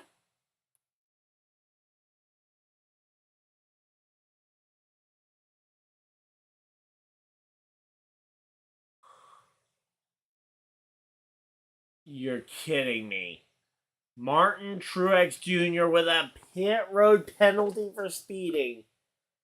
That is going to be a killer here today for him in terms of this stage. So, yeah, it looks like the inside versus outside of the corner in these types of tracks comes back to bite them. But, yeah, here we go. So, that's a massive penalty there for the number 19 car. I hate to see that happen to him, but, man, here we go. Pace car pulling off. Blaney on the outside. Denny Hamlin on the inside. Todd Gilliland. Whoa. Wait a minute. Todd Gilliland is starting fourth. Hold up. And here we go. Truex catching the field here as they go back to green flag racing. But hold up. There is a front row motorsports car in fourth place right now. Unfortunately, it's not Michael McDowell. I wish. But Todd Gilliland proving his worth here to the front row motorsports team and why they chose to re-sign him and not Zane Smith for next year. I still think I probably would have taken Zane Smith at this point, but here you go. Contact. Man, Ryan Blaney fighting it hard here with the 11 of Denny Hamlin. Denny Hamlin trying to close this door on Ryan Blaney. Ryan Blaney going to continue to fight. But here we go. Crossover move for Denny Hamlin as he goes and gets moved to the inside. Now he's going to dive it up the inside on Ryan Blaney. He's going to try and move Blaney wide here. Now Blaney's got to try and hold tough on the outside the way that he just made Hamlin hold tough on the outside. Or he can try and potentially overdrive the corner and cross him over as well. But that's very tough to pull off. It was impressive that Hamlin was able to pull it off to begin with. Now Blaney going to try and make it happen. Blaney now looking for another crossover. Nope, he gets in line behind Denny Hamlin. Not going to have a shot at the dive bomb here. Oh, no, he is going to dive it into the middle of the corner. I didn't think he was going to get there. And Ryan Blaney now to the inside corner here on the car, and he's back to the inside line. And these two are continuing to dive it in on the inside here. Let's go. This is actually a really good battle here from the lead. Oh! Ooh, that was a deep dive there. I thought Hamlin was about to just sail it in there and wipe out Ryan Blaney here. We got 30 laps to go here in the stage, but this is chaos right now. So right now, Blaney's starting to get a very small bit of breathing room here as he starts to just kind of log the laps and try and get to this stage end. He wants all the stage points he can right now. Gilliland has dropped back to 8th here on the restart, so a little bit of potentially optimism there for the 38 ends up not proving too valuable. Although, again, a top 10 for a front row motorsports car at a track like this is impressive. Like, there's no doubt about it. But here we go. Let's see. So, Hamlin, Briscoe, the next couple of guys here, they're just kind of expected to try and do well. But kind of surprised, honestly, that not Trix, but Hamlin, the other Toyota in this situation, didn't try and fight a little harder with Blaney. Because it felt like there was a little bit of room for contact there. But yeah, so far though, we're doing pretty good here, getting ready for this third and final stage. We got 25 laps to go. So we've got 235 laps down, 25 to go in stage number 2. So still time to go ahead and vote if you guys haven't voted yet on who you guys think is going to win this second stage. I say that Truex pick is starting to look a little silly for some people who might have picked Martin Truex Jr. to win the stage. But hey, here we go. Let's see. But yeah, right now Reddick on the outside, battling on the inside is Martin Truex Jr. Truex just trying to get through the field as fast as humanly possible here.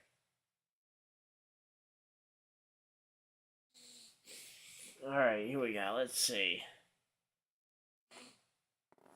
Where's Byron running? Because Byron's had a really rough day. Okay, so Byron, Reddick, and Truex are all bunched together in 20th through 22nd place here.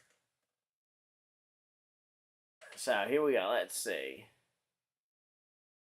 Let's see.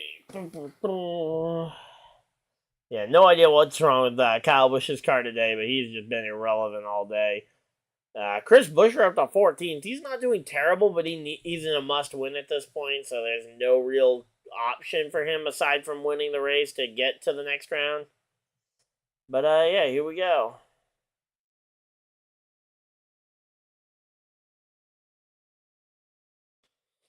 Oh, and Saints get a touchdown. That's going to leave Colts in a bit of an unfortunate predicament there. Alright, here we go. Let's see. So, again, we're kind of settling in here now that the initial battle for the lead is off. So, we kind of just riding right now. We need, we got about 20 laps left for these guys to maybe make something happen as they go to commercial break. So, alright, I guess I get a chance to look and see what the Patriots-Dolphins game is doing. Ooh, yeah, we got Dolphins on offense. Love seeing Dolphins on offense. Ooh, ow! That looked painful there. A big catch for Tyreek Hill, but it gets hit midair and actually gets moved to where he ends up falling down in the...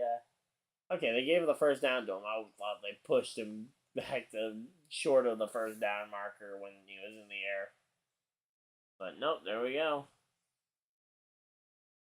So Miami currently leads the division over the Buffalo Bills and New York Jets.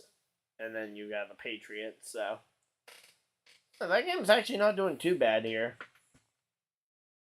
As we get ready for hopefully some good racing as we get closer to the end of this stage. Again, they send us to a commercial break, so I can't really see the track.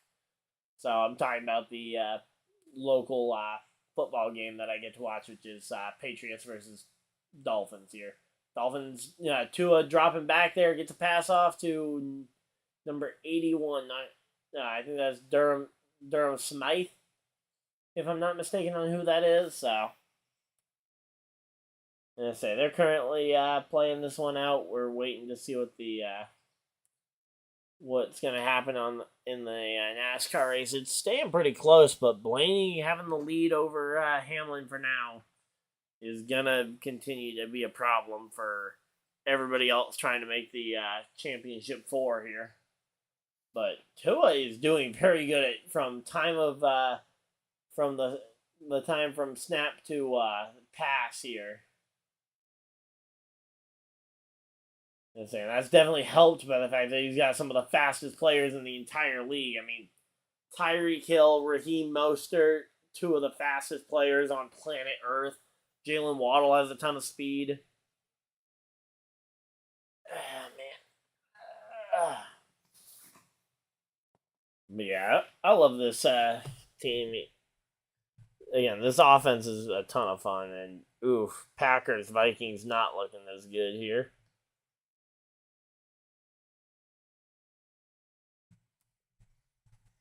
And there we go. 13 to go as they come back from commercial break. Let's go. So, 13 laps to go here for Ryan Blaney. continuing to try and log these laps and go towards his potentially another batch of stage points here. This time it would include a stage win. Now, granted, that it doesn't actually mean much here because there's no playoff point, unlike in the regular season, because there's no points after today. After today, it's a winner-takes-all final race at Phoenix here.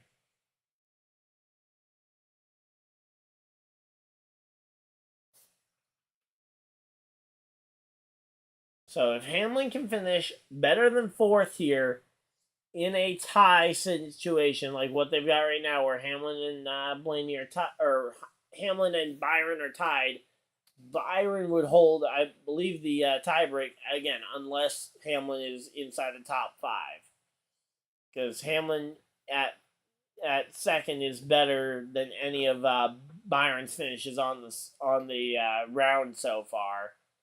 So here we go. Let's see. But yeah, here we go. Hamlin not really able to. Hamlin's just kind of trying to keep close to Blaney, but not really able to do much in terms of actually trying to pass him. So we've had a little bit more lead changes. Now we're up to 6 lead changes between 3 different leaders at this point, but not a lot really changing here, though. Martin Truex Jr. has gained 5 spots since the restart.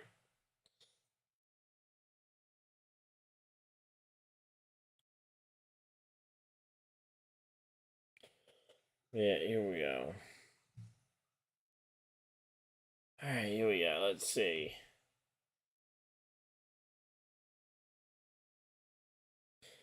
Right now they're trying to lap Stenhouse and Ty Dillon. That's going to be rough to see those guys trying to get lapped right now. I mean, Truex definitely has, there's room to be concerned about Truex's car, but he's better than most of them, so. Here we go, and the Dolphins kicked a field goal here to extend the lead, and touchdown Colts! Let's go! Another touchdown for the Colts. Rushing TD for Zach Moss. Josh Downs leading receiver. That's nice to see.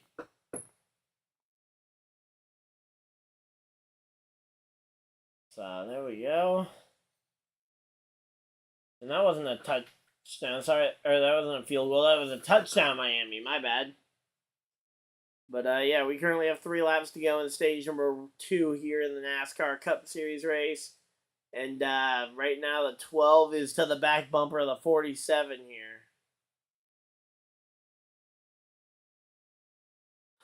But yeah, here we go. Let's see. Hamlin's starting to close in a little bit, but I think it's gonna be too little, too late here for the number 12 or for the 11 to try and get by the 12 here. We'll have to wait and see, but let's see what it is. All right, here we go. Let's see.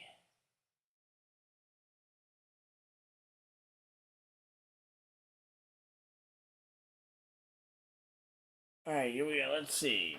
3 laps to go. About to be 2 to go here. Not a lot of laps left in this stage. I just don't know what you do if you're Byron. I mean, there's just not much places to go forward here. Yeah, Truex is definitely a must-win at this point. I mean, he got cycled so far back. Not really much he can do here as they go off turn 2 here. It's the second to last lap. 2 laps to go. Briscoe is in the mix. So, wow. And say these Stewart-Haas cars, they have come to life here with 2 races to go as they take the white flag in the stage here. Hamlin going by Ty Dillon, but Ryan Blaney, no challenger contest from behind him. It is going to be Ryan Blaney coming off turn 3 and 4 here to claim the second stage here at Martinsville Speedway. Denny Hamlin second, third Briscoe, fourth Joey Logano, and rounding out your top 5 is Brad Keselowski.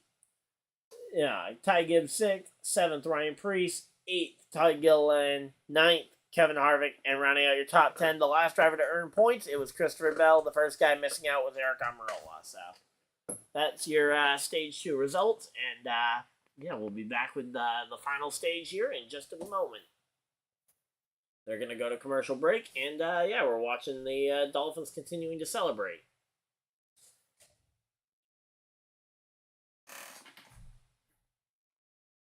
Oh, is that an interception there for...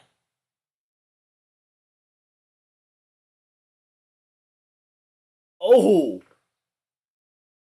Byron Jones with a massive leaping cat. I don't know how they're going to rule that one in a interception. That's so hard to tell there. But they ruled it an interception, and Byron Jones able to return it about 33 yards, and this one's going to be right back in position, it looks like, for the Dolphins to potentially put some pressure on them. All right, so here we go. I will be right back, guys, though. I'm going to get another water, and I will be right back, though. So, yeah, let me know who you guys think is going to win this race. Now that we've seen 2 stages of the race, we've got 240 laps to go.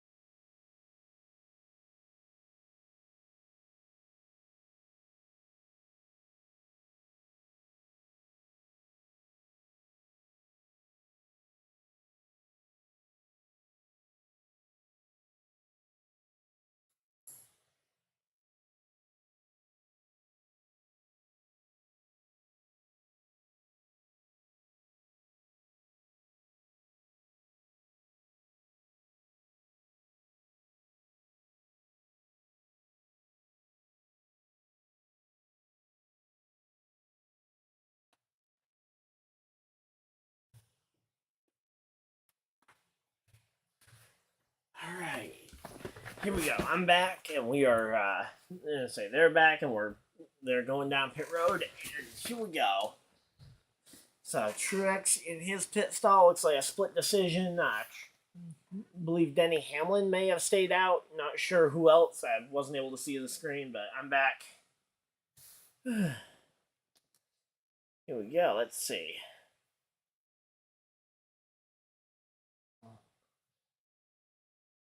A new Jackman. Is that new for like this stop or new for like today? Because I'm curious on that one. But man, the 19 having a really rough day to try and on a day where he needs to try and transfer to the next round. Here we go. So they're going to commercial break. CBS just coming back from their commercial break. It looks like for the Patriots game. So here we go.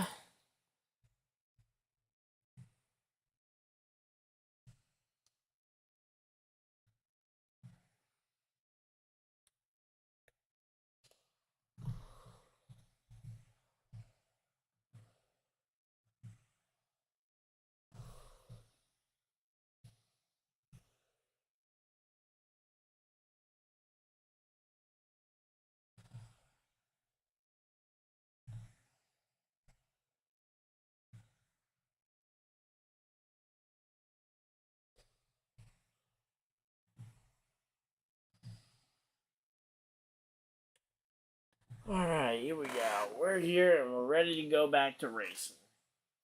Hopefully you guys are excited. And oh, we got a big pile of people fighting in the Patriots game. Let's go. Not sure what started that fight. I wasn't even watching that, and then all of a sudden I see a big pile of people, and ooh, is that Derwin James there hurt? No, not sure who that is.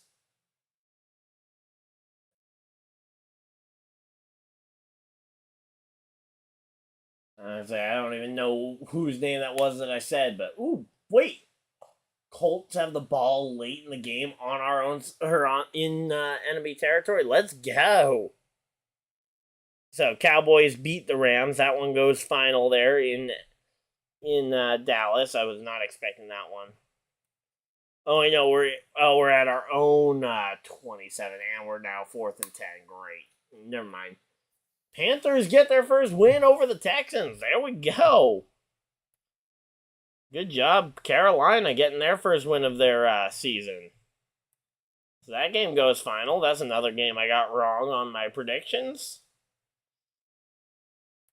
Eagles Commanders is a close game. Jaguars Steelers. Got a lot of good games going on in the NFL right now.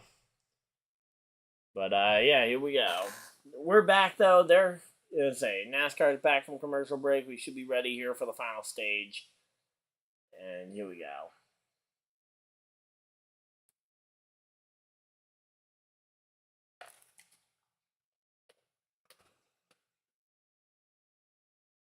Oh, Hamlin and Blaney both stayed out. I thought I saw Blaney come to pit road there. But no, Blaney did not come to pit road. He stays out to keep the lead here.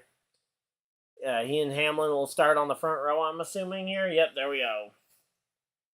Hamlin and Blaney coming off turn number 4 here, and green flags in the air. We are racing once again at Martinsville. Let's go.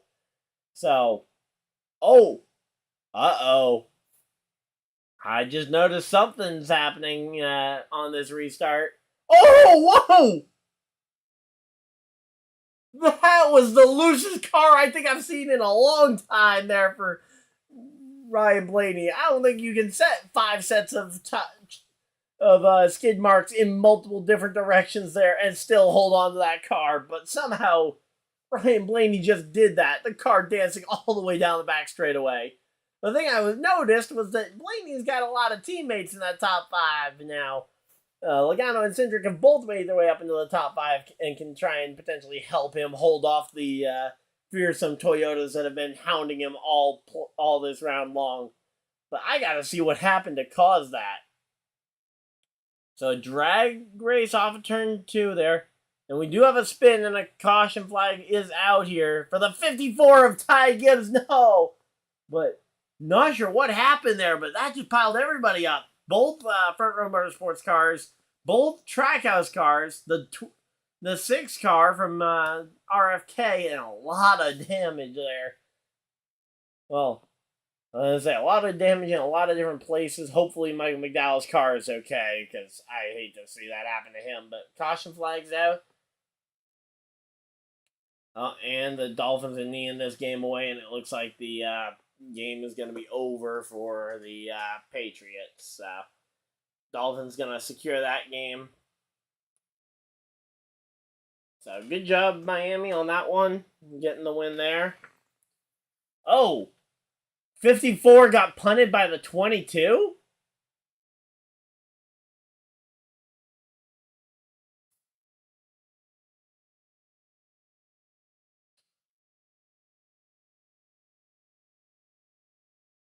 All right, I'm watching the 54 here. Yeah, I don't see what Logano might have been upset at that he was paying him back for. I mean, I know that Ty Gibbs before this year had made a lot of enemies in the lower ranks, but he kept it clean most of this year and hadn't made too many enemies. And now all of a sudden, he's having an issue. He's been having issues with this. So, I mean, here we go. Let's see.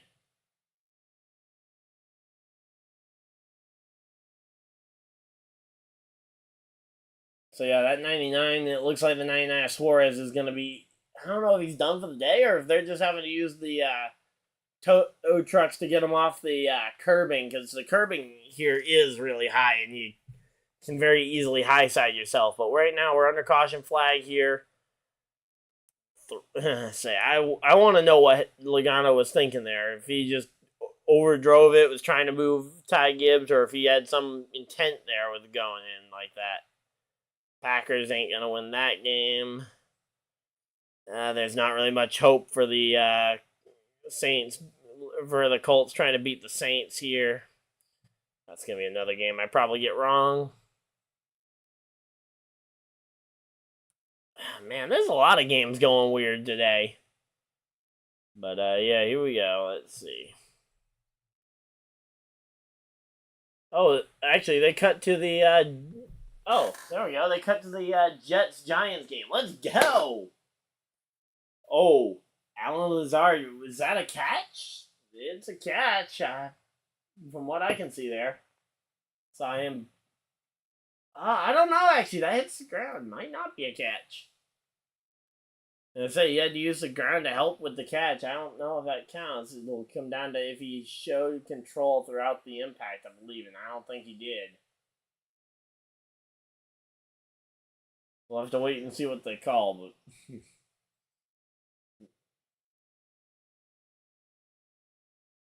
Yeah, no, I don't... That's not a catch, I don't think. Yeah, ruling is incomplete there. But, yeah, in terms of the NASCAR race, though, we're just kind of waiting here. Byron currently showing 4 points above Hamlin, and Hamlin's in second. So Hamlin's got nowhere he can move forward. So he just needs Byron to slip further back, or he needs to win. I mean, that's going to be the big thing for these guys. That it's going to come down to where Byron finishes. If Byron finishes top 20, it's pretty much going to be a must-win for the others. And that's a big amount of crowd walking there for the 99. I don't know how he anticipates even rolling around for another lap or two to try and pass these guys here. All right, here we go. Let's see. Jets. Let's see. Zach Wilson taking the snap. Kayvon Thibodeau. Oh, Kayvon Thibodeau with a deep sack there, and that's gonna put the Jets deep. Oh, that was fourth down there. That's turnover on downs there. So, Kayvon Thibodeau there on the tackle. And that's going to end the game essentially here for the Jets.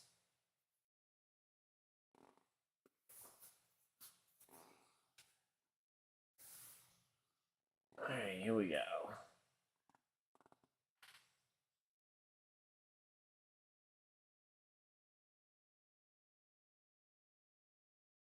All right, now they're showing Byron +3 on the cut line. Again, we're just kind of waiting to see what's going to ultimately sort itself out here in the race.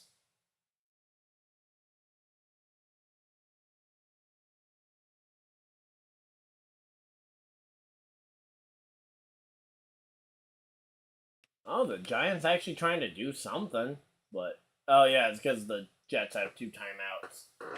Don't want to just knee the ball away and potentially end up turning over on downs, although they wouldn't. As if they fumble this, it'll be a nightmare. But, yeah, here we go. So you got, again, 3 Penske teammates inside that top 5. And it will definitely help here. But Blaney with that amazing save on the restart. I think you really want to see this one. And it looks like, yeah, they're getting ready for the kneel down here for the Giants, and that'll put the game away for the Jets. Oh, no, they're not going to knee it away. It's just going to hand off to Saquon, short of the first down, but that'll be the last time out for the Jets. And now Giants just need to take one more snap, and they can kneel it away. Oh, actually, no. I don't know if they will. I think they have to run one more play. So, Hamlin versus Blaney. That's going to be the fight on the restart as we get ready to go here. But they're going to commercial break. And yeah, I don't know. Yeah, I thought maybe Ty Gibbs ran into the back of Hamlin before the contact, but no. Logano just hammered on the back bumper of Ty Gibbs for no real good reason there. Not sure what Ty Gibbs did to him, but here we go. Let's see. Minute 14 left on the clock in the Giants-Jets game here, and going nowhere is Saquon, but now there's no timeouts left, and the Giants can really just kind of take their time, figure out what they want to do here on 4th down. It's 4th and 1. I think you go for the QB sneak here. Problem is, if you fail it, you give a lot of time back to the... because you got 20 seconds here. It'll be about 25 seconds that you give the Jets, potentially, if they can get the ball. Because a turnover on downs, I believe, should freeze the clock. Oh, and 1st and goal for New Orleans. Great. And Giants calling the timeout to stop the clock. So, the end of this game is going to be interesting. Giants versus Jets while we're waiting for the restart in the NASCAR race. They're still under caution flag. Again, I'm just surprised to see how good the SHR cars as a whole are running. Briscoe being the worst of them right now in 12th, but hey, you know what? Normally we're talking about the best of them potentially being 12th place here. And okay, Graham Gano gonna try and kick the field goal here for the so it's a 35-yard attempt. If they can get the kick, it'll put it a 6-point game for the Jets, and the Jets will get one shot. No, it's blocked. There we go. A blocked field goal for the Jets. That is impressive. Blocking the Giants kick. The Giants tried to kick it there. Jets will get the turnover here, and they got 24 seconds to try and make something happen. That's going to be a good game. Unfortunately, we're going to be talking about the race, but hey, you know what? This race should be pretty good here, too, as we get ready for the end of that. But yeah, that's wide left there on the thing. Somebody got through that line. I don't know who that Jet was, but he got through there quick. But here we go. Back to Martinsville for the NASCAR race. Let's go.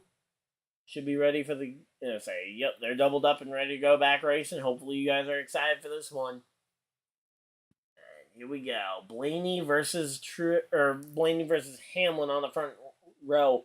Why on earth did Cindric choose the outside lane? You should have made the Team Penske inside line here for it. Oh, we got a flag on the Jets game here, but here we go. Green flag's out. We're racing at Martinsville once again here. 26 laps into this final segment here. So, we've seen one caution already, and I don't know. Again, if you're Logano, play gentle with your teammate at least. I know you weren't gentle with Ty Gibbs for whatever reason, but let's see. Side by side for this race lead, the 11 and the 12 fighting it out. The 12 has a teammate behind him, and then the battle for 4th is on between Bubba Wallace and the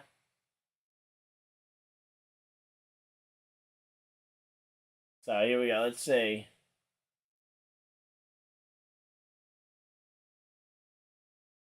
Oh, Jets managed to get that clock stopped perfectly. That's impressive. But, yeah, here we go. Let's see. So, Blaney able to get in single file line there as he passes Hamlin, as he's done throughout the race. So, Bubba Wallace able to get by Joey Logano. So, Blaney's teammate starting to fade, and he's starting to run out of help here. So, here we go. Jets about to go to overtime. That might be it. This is going to be interesting. A 36-yard attempt here. Same size field goal the Giants just had blocked, so we'll have to see. But just kind of waiting to see what that one's going to look like, as we've got, for the most part, kind of singled out. Looks like Christopher Bell still stuck on the outside line along with Todd Gilliland. Those are the 2 or 3 that haven't yet managed to find their way to the inside line. But the rest of them have kind of all become the train here. Byron +4 currently over Hamlin. Hamlin is second. So, again, Hamlin doing everything he possibly can aside from winning this race.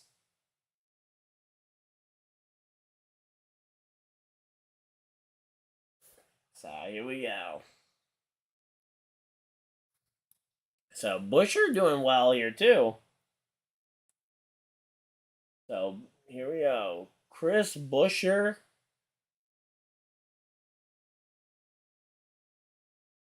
Let's say Buescher is up to 12th here. He makes the pass on Briscoe. And there we go. The Jets are going to overtime against the Giants. Let's go. That's going to be a fun one. But, again, we're here for the NASCAR race, so we'll keep talking about this one. But I am keeping an eye on this Jets game. So the 24, again, he doesn't need to do anything more. He can just kind of ride in this line and force Hamlin to do something. Because if Hamlin can make the pass for the lead, Byron gets moved out because Blaney's got the points. But here we go.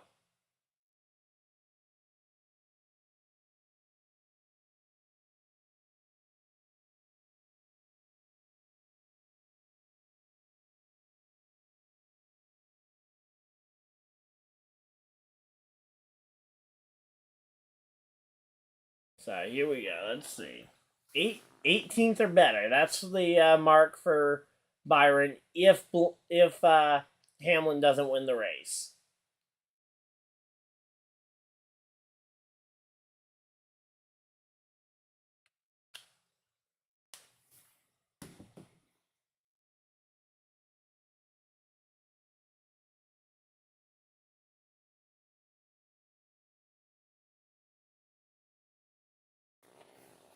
Okay, let's see what other games have gone final over in the NFL. Eagles put away the Commanders. Jaguars put away the Steelers 20-10 in that game. 38-31 the final score over in the Washington Commanders versus Eagles game. The Vikings put away the Packers 24-10. Titans closed the door on the Falcons 28-23. We mentioned the Patriots getting beat by the Dolphins. I believe the Saints are about to end their game against the Colts. And then the Browns Seahawks just kicked off. So that's your NFL update. And here we go. We're currently 40 laps in. We got about 200 to go here in the final stage. All right, here we go. So Bell already locked in with his win last week. He can just kind of relax here. He just run single file here. Doesn't really matter where he finishes. Obviously, the goal would be to try and help the other Joe Gibbs teammates if you can, but right now he's not really in position to do much. So Ryan Preece having won a modified race here earlier this week. Not sure if that's going to help him any in terms of winning this race, but here we go.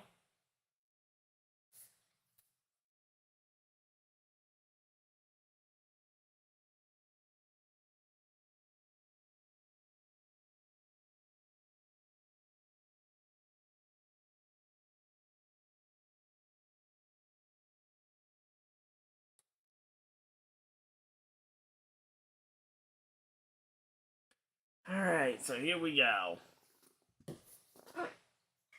So again, Blaney's been able to get clear of... Oh, we got a yellow flag. What's yellow for? We got a yellow flag. What's it for?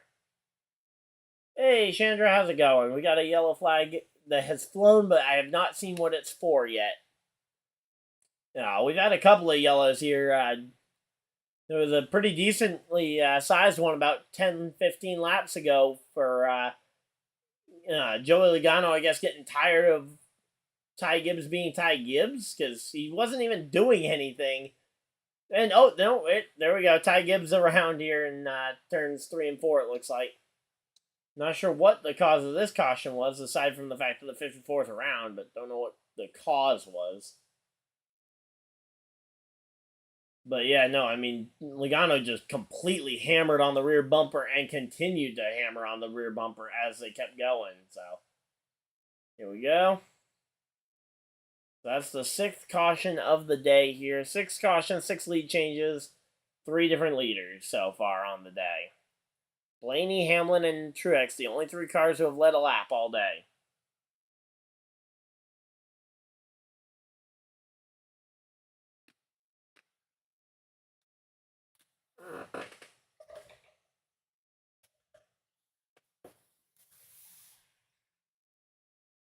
People, okay. Question is, are we gonna see them come to pit road or not? That's gonna be an interesting one. It sounds like.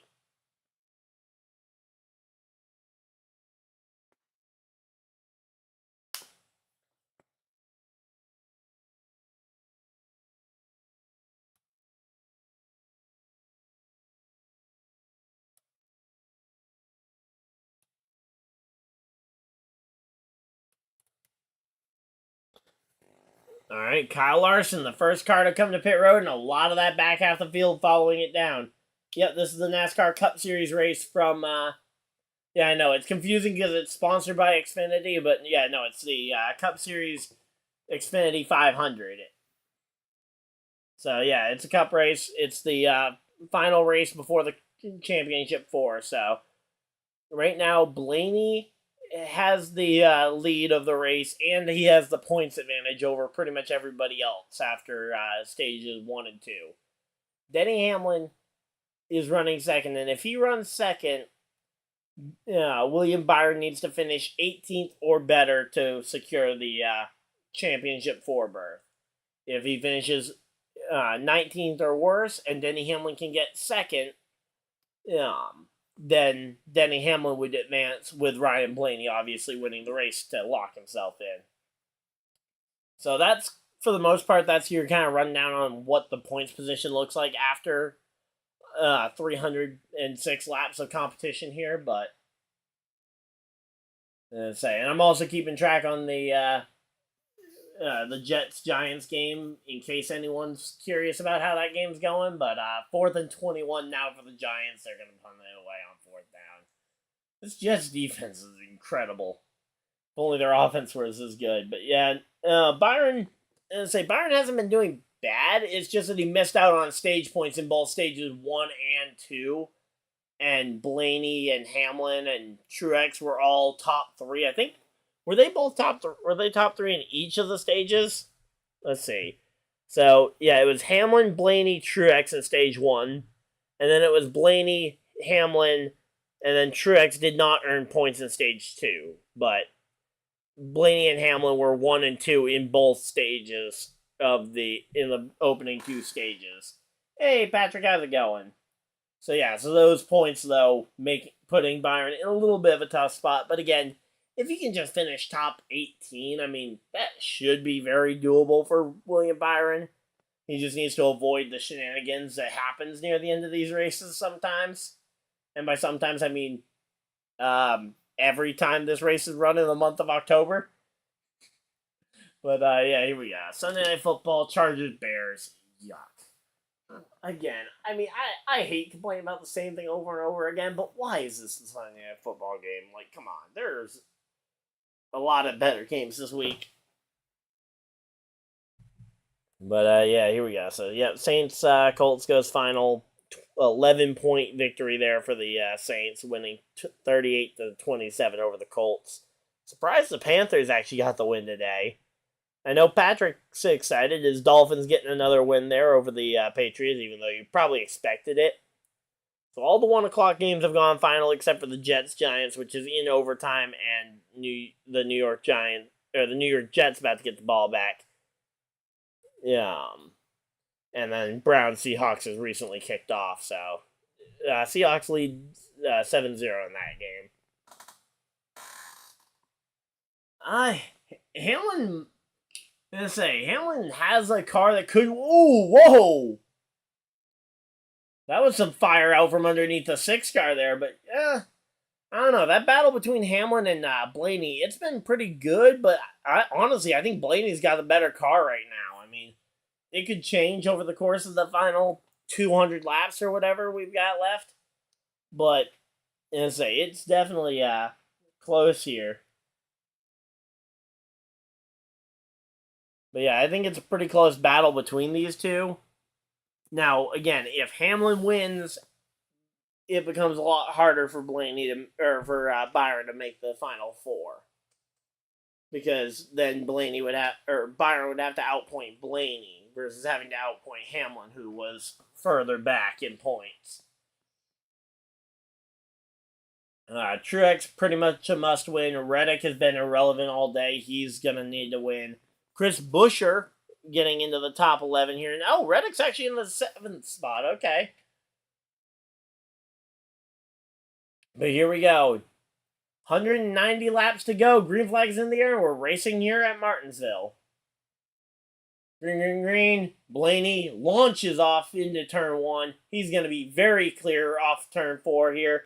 Bubba Wallace is looking good here. He's been making his way steadily up there. He made the pass on the... pass on both the Penske cars, Cindric and Logano, on that last restart here, so.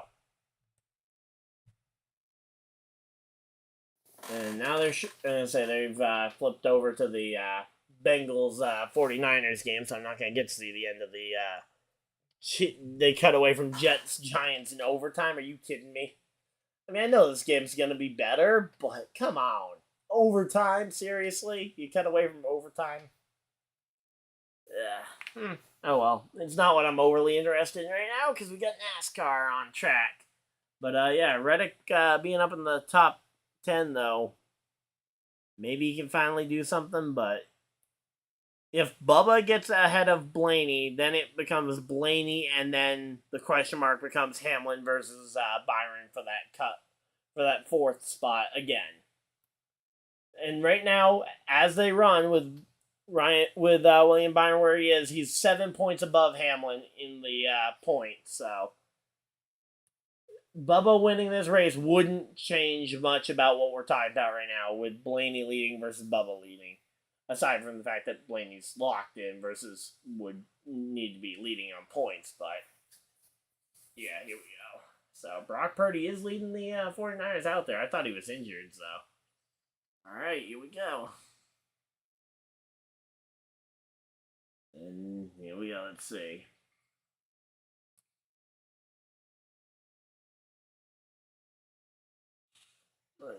Right now we're just kind of looking to see what's going to happen here. Truex and Chastain fighting it out in behind William Byron here. Byron up to 13th here, so William Byron climbing his way up the ladder here. He's going to be a force to be reckoned with here by the end of this race. We're going to have to wait and see, but...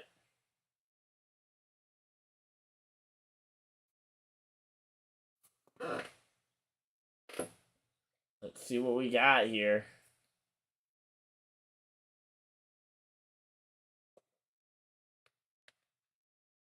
So William Byron fighting with Todd Gilliland right now, I believe, for 13th. Which feels weird to say, but Todd Gilliland is fighting for 13th place on the track.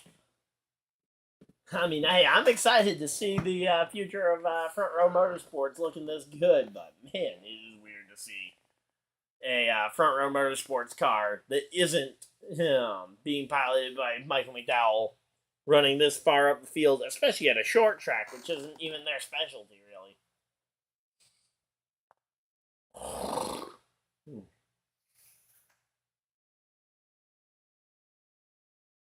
Alright, so Byron saying his car is way better on this run. That's very positive sounding.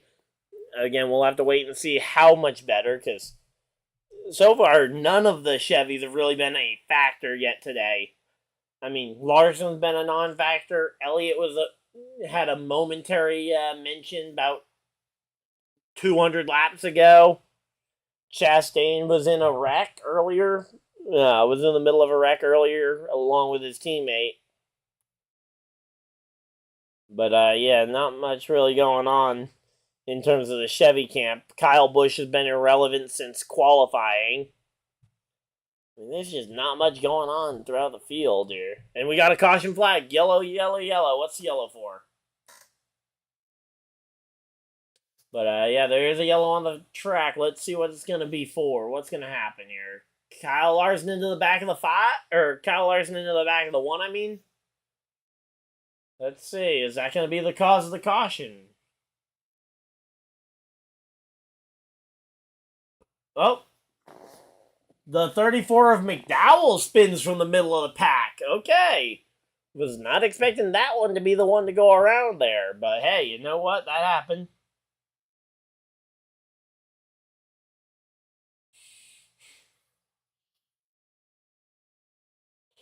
So yeah, I'm gonna say Michael McDowell going for a spin. Okay, let's see. Who touched my boy?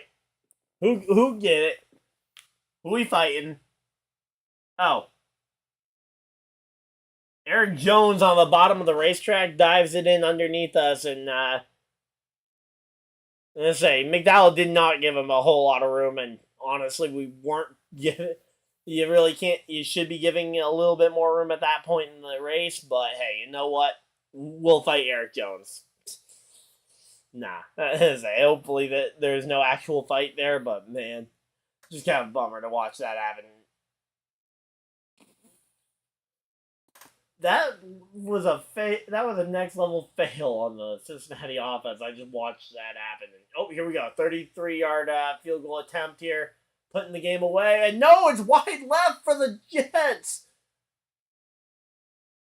Wait. Oh, no, that was good? It looked wide left. It's good. They're calling it good.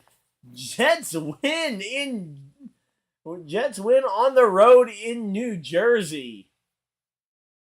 So the Jets win here. Let's go.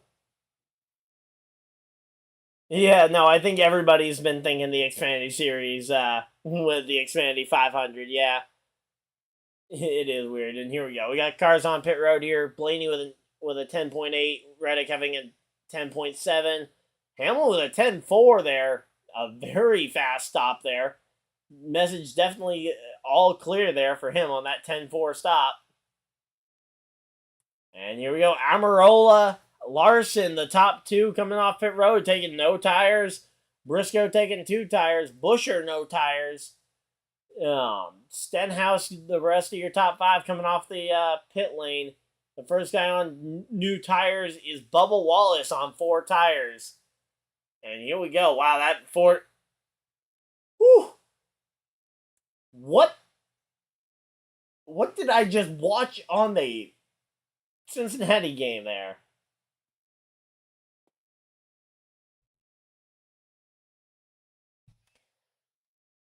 And say the 49ers had so many guys in the backfield there. I thought they were trying to figure out how many of them were gonna be needed to split the rent on how much time they were spending back there. Roughing the passer, first down for Cincinnati after a completed pass because Joe Burrow manages to beat Joe Burrow there. That's a pretty good pass though. Let's see. I'm just kind of watching some of the football while we're waiting through these caution flags. Looks like Chase Elliott actually stays out to take the lead. That's going to be interesting. A lot of Chevys near the front of the field now that we've shaken up the field. Looks like Bubba Wallace will be 11th here as we get ready to restart. So your leaders are going to be starting 11th on back. So 10 cars between staying out and taking 2 tires come out here.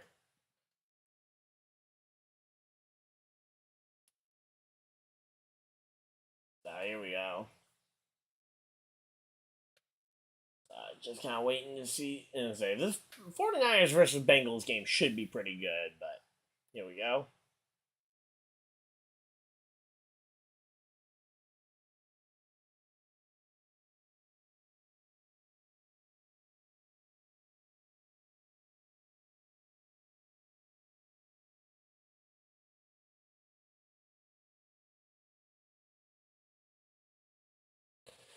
Alright, so here we go. It's a Bengals lined up there, 1st and 5.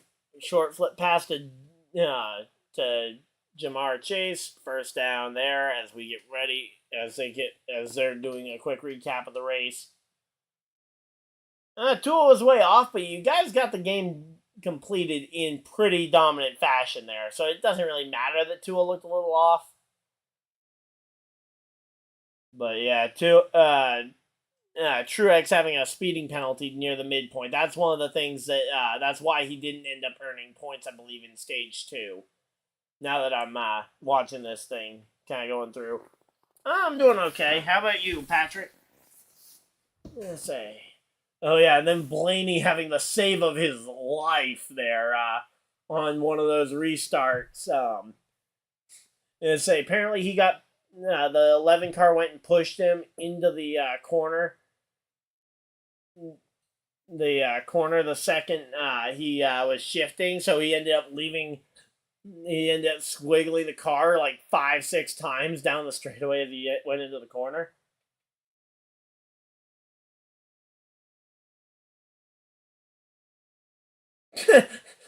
I think the pace car was trying to take a pit stop.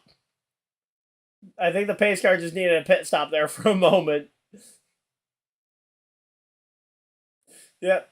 Oh no, did the pace car run out of gas?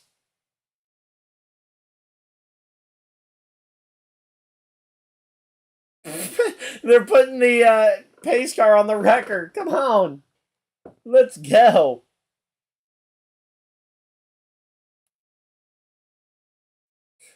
Did the car run out of gas? Because it didn't wreck. The pace car didn't crash, so did he run out of... Is a engine issue? I mean, what is it? Honestly, I'd put the red flag out if I'm NASCAR. Give them a chance to try and get this figured out what happened. But yeah, I don't know. Maybe the pace car ran out of fuel.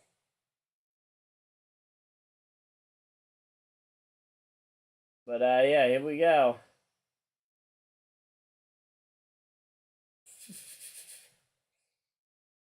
But they've got a pace truck out there taking over pace car duties for now.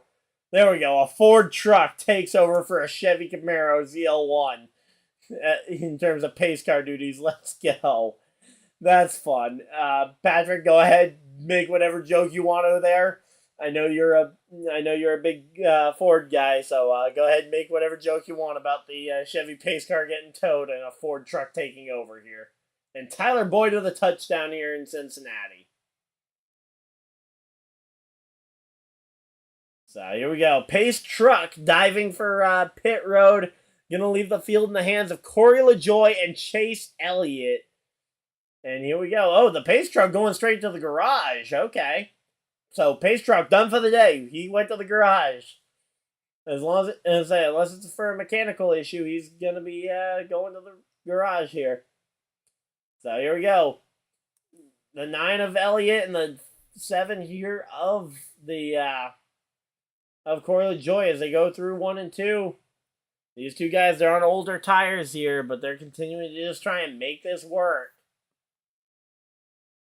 And I say, meanwhile, you got a lot of your fast cars right in the middle of the pack here, and now we got Blaney plus 16 and Byron plus 7 right now on the cut line based on where they're running at the moment. Definitely a Ford, yep. But yeah, here we go. Let's see. So Eric Jones making his way up into this conversation near the front of the field as well. And I say he's currently 4th place right now as he's holding up the 5 of Larson, and you got the 17 of Buescher looking for the outside here. Buescher's in a must-win here. He cannot make the Final Four without a win here at Martinsville, but we've seen him win on a short track already once this year. And there we go. And so we got a lot of people at the front of the field here that you probably wouldn't expect to see. Oh, Bubba Wallace having a major check up there in the outside lane. Checks up Ryan Preece a big amount too, giving up a ton of spots there. We're going to have to wait and see what ends up happening to Blaney and Hamlin in the middle of this pack. Looks like Hamlin is in front of Ryan Blaney on a single file line on the inside. So Hamlin will have the lead if the current line cycles around to the lead. But again, we'll have to wait and see because it's not exactly easy to pass. Hamlin looking the inside on Stenhouse. Stenhouse going to potentially be giving up a spot to both Hamlin and Blaney, and we'll have to see who else. Who's going to be the first person to let Stenhouse in line. Right now, Blaney continuing to try and to box him out here. Let's see.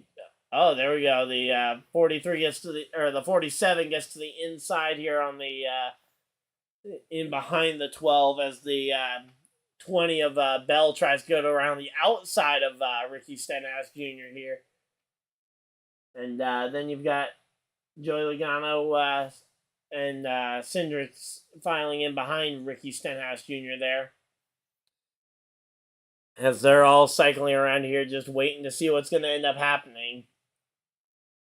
But right now, Elliott and LaJoy are actually putting up a pretty good fight here at the front of the field. That's honestly, I mean, we haven't said much about it, but those two are putting on a pretty good show. Then you got Eric Almirola in his final Martinsville start, up inside the top 3. Eric Jones 4th, Kyle Larson up to 5th here. But yeah, not sure what happened to Bubba there, but looks like he just got a piece of the wall on the outside of the 34. I don't know if the 34 ended up doing anything that the 23 might want to pay him back for. We'll have to wait and see, but here we go. Yeah, there we go. The Bubba Wallace goes and moves the 34 up the racetrack. Makes sense. And there we go. Mike McDowell down back in front of the 23. He gets back in line in front of him. Okay, there we go.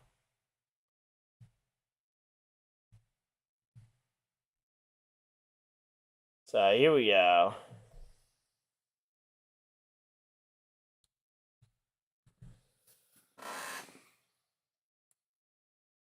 Alright, so here we go. Right now, again, everybody's just kind of waiting to see where all the cars are going to end up cycling out here. Because Denny Hamlin, he's gotten all the way up to 8th place. But if he can't get up there to the lead, it's going to be next to impossible to claim this one. And they're promoting the illegal move again. Ross Chastain ended up doing that move and got into the Championship 4 on the wall ride, but they ended up banning the move in the offseason, so nobody would ever be able to do that again. But, man, that is going to go down in NASCAR infamy as one of the most infamous plays of all time. And unfortunately, again, as I said, we'll never see it again. I understand the safety reason as to why, but, man, it's a bummer because it looked really... It looked really cool, and if they could pull it off consistently safely, that would be great, because I think it would make it a very fun play to have in their back pocket, but then the question would be, is there any counter to it?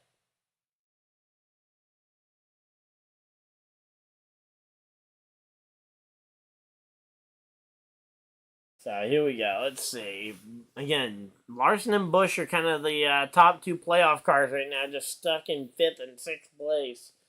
Blaney's caught up to the back bumper of Denny Hamlin here, battling for 8th place.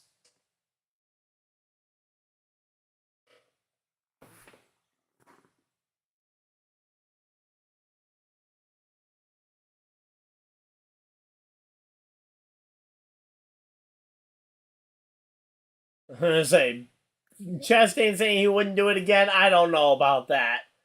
You put him back in that same exact position, I think he might try it again. But here we go. Hamlin making a move on Briscoe, trying to make his way up into the 7th place here.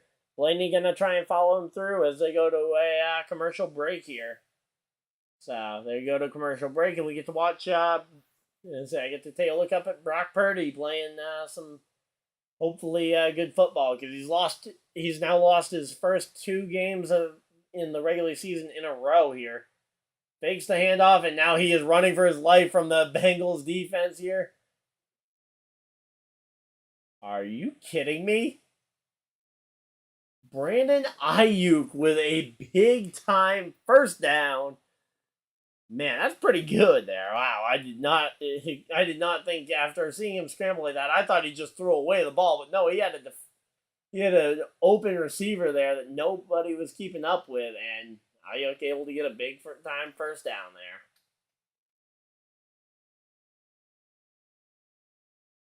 But yeah, he manages to get open, and there we go. So now they're getting ready for first and 10 here from about the 13-yard line here. Drops back pass. Not sure who the receiver was on that one. Was that? Oh, that's George Kittle there on the catch. So it looks like he got about halfway there. Yep, 2nd and 4 here on the play. Ooh, uh-oh. Kirk Cousins potentially with an Achilles injury in his game earlier today. We'll have to wait and hear what the official injury report is on that one, but we saw an Achilles injury earlier this year put an end to Rodgers' season.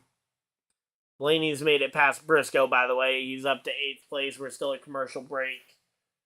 But here we go. Kittle in motion. Purdy hands it off to number 25, Elijah Mitchell there. And he gets the first down and a couple more there. It's going to be 1st and goal from about the 5, maybe the 4-yard line here. We'll have to see exactly where that ball gets spotted because there was a lot of motion there. But, yeah, here we go. Again, I'm impressed, though, with Elliott being able to hold on to this lead as long as he has over Corey LaJoie. But, yeah, LaJoie, Amarola in the top 5. And not really much being able to be done beyond that right now. And here we go. Is that going to be a touchdown? That's going to be touchdown for the 49ers on McCaffrey on the carry there. And here we go. So we got FS1 for the NASCAR Truck Series will be over on FS1's Friday night, leading off championship weekend. Then you've got the Xfinity Series race, and then the Cup race on Saturday and Sunday. So it's going to be a busy weekend, but as I say, I'm looking forward to it. Hopefully you guys are too. But yeah, here we go. Ooh.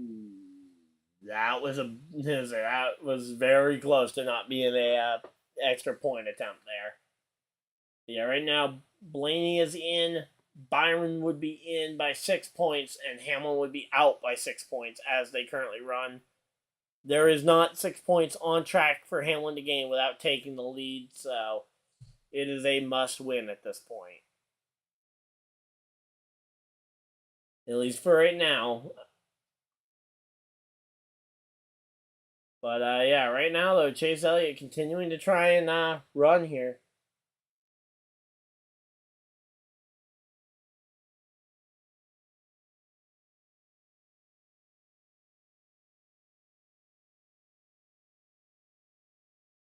So, could this be Elliott's first winless season since 2017? 2017 was the last time Elliott went without a win in an entire NASCAR season. That would be strange to see him go that long without one. I'm going to wait a little bit longer before I go and do the final poll of the stream for the who we think is going to win the race, just because it's a very, right now we got a little bit of an odd running order at the moment. And honestly, I don't think anyone's picking Corey LaJoie or Amarola to win this thing. Even though I think it'd be amazing to see. And Elliott having a 2-second lead is definitely indicative of the fact that he's got a better car than everybody else. And shocker that this is the track that Elliott's led the most laps at. I mean, first off, you run more laps here than any other track it's had 2 dates on the schedule for longer than for the entire time of his career, unlike some tracks that have lost a date. A lot of reasons why this track might have the highest laps led total for a lot of drivers in their careers. Here in Bristol, the 2 tracks with 500 laps. But yeah, we're just kind of working our way through. They're talking with the driver of the 5 here. So here we go, here we go.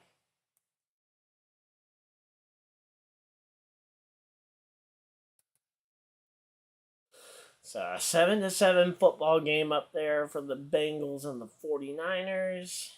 Right now we're just kind of pacing around. Not much happening at the moment.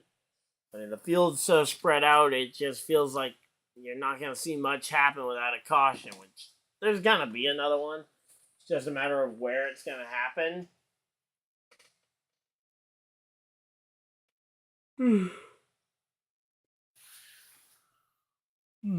Here we go. Let's see. I mean, the fact that LaJoie is holding off Amarola, I mean, Amarola should have been able to get up to second year eventually, but at this point, it's just not looking like it. All right, let's see.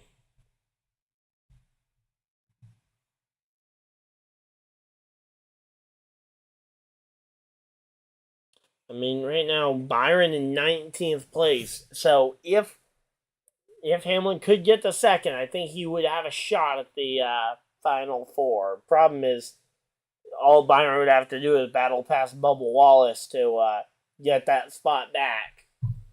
But right now, he doesn't have to worry too much. Reddick and Truex still stuck in 21st and 22nd. So there's a lot of potential around, but it's definitely a weird one here.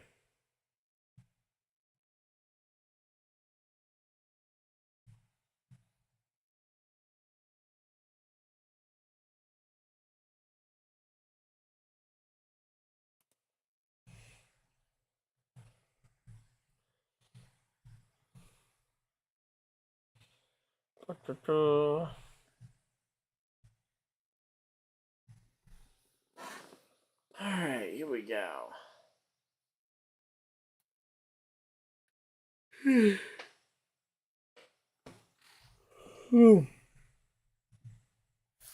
Let's see what we got going on.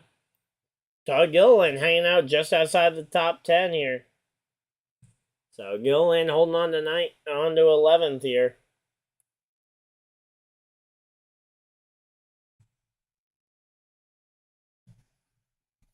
So, could Elliott potentially spiral this one into a race win as they go to commercial break? I would think it'd be unlikely because of how mediocre his speed's been. But hey, if he can get the track position, I mean, it's not out of the question here.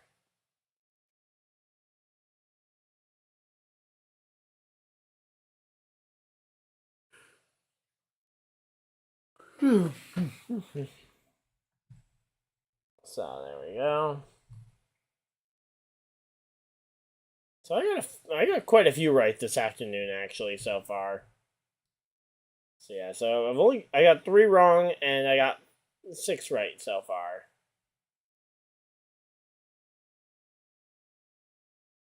All right, not bad for my NFL picks. But yeah, right now we're just at a commercial break right now in the NASCAR race. We're just kind of waiting it out. Would love to go ahead and feel confident in putting up a poll, but again, I don't trust these guys at the top of the leaderboard. I mean, I guess I should just go ahead and put it up, but I think that everybody and their mom is probably going to be putting down other on this leaderboard here.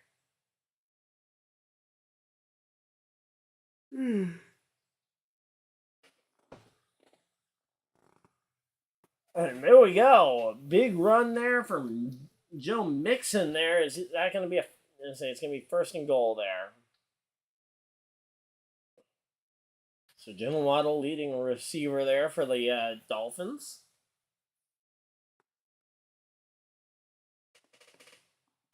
So yeah, right now we're just kind of waiting it out, waiting for the next round of pit stops and or the end of the caution. But so far, there's just not much going on right now, which is strange considering we're getting late in this race. You're gonna have to do something here.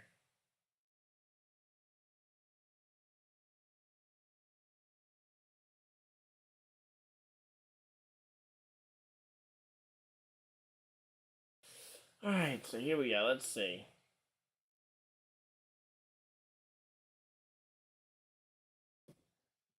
And there's another flag in the game.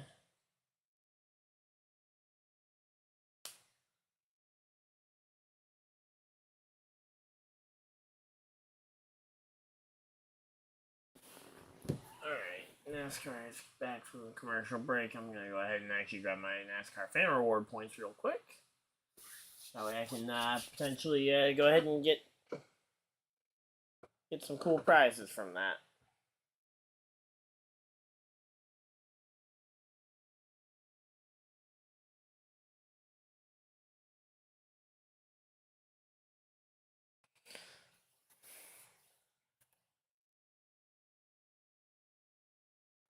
Alright, here we go. Oh. Corey LaJoie gets passed by Amarola for third here. Is that going to potentially open the floodgates here for LaJoie?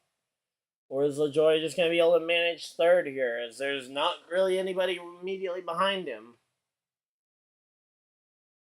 But again, like, this is just strange that, again, we haven't seen anybody really competing here.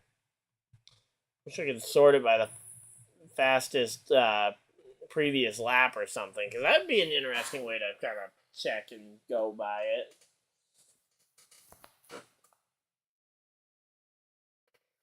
it.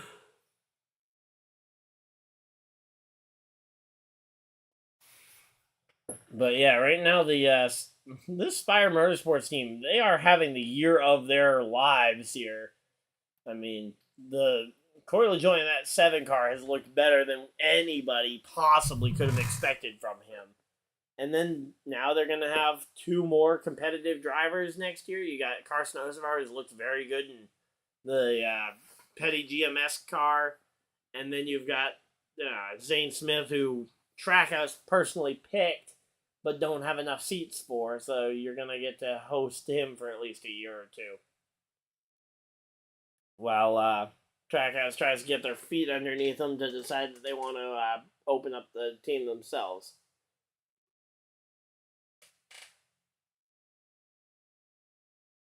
So Buescher currently sitting in 6th place. He's got a shot to try and win his way in, but again, winning is the only way he gets in. He is still 50 points out, running inside the top, in 6th place here. Definitely not an easy one here. So here we go. Let's see.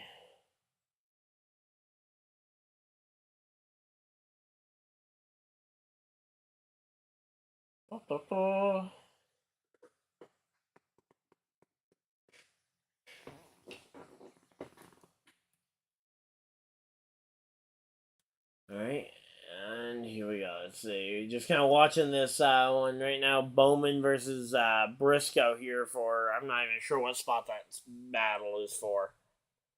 I mean, there's just not much right now on track here. Let's see. So Bowman is 3 laps down. So no matter what, he's getting lapped. Or whenever you see people passing him, that's no real threat.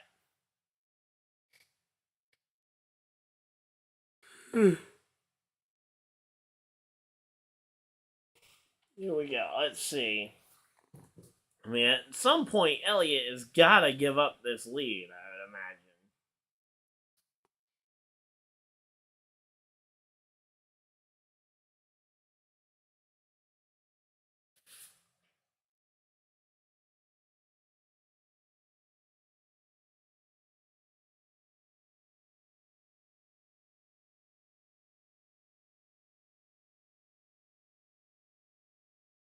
Alright, here we go. Let's see. Hand off to Debo Samuel there. Up the middle to run there.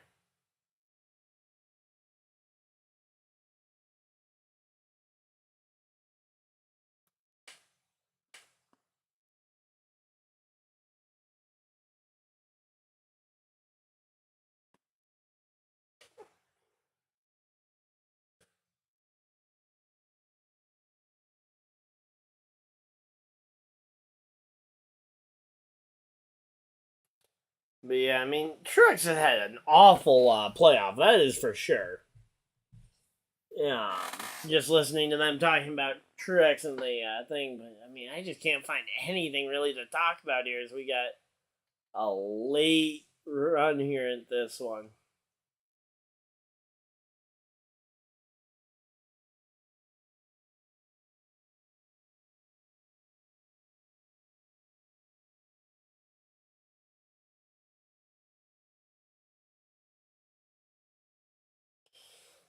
Alright, Amarola running faster than Elliott out in front. That's interesting here. Alright, here we go. Let's see.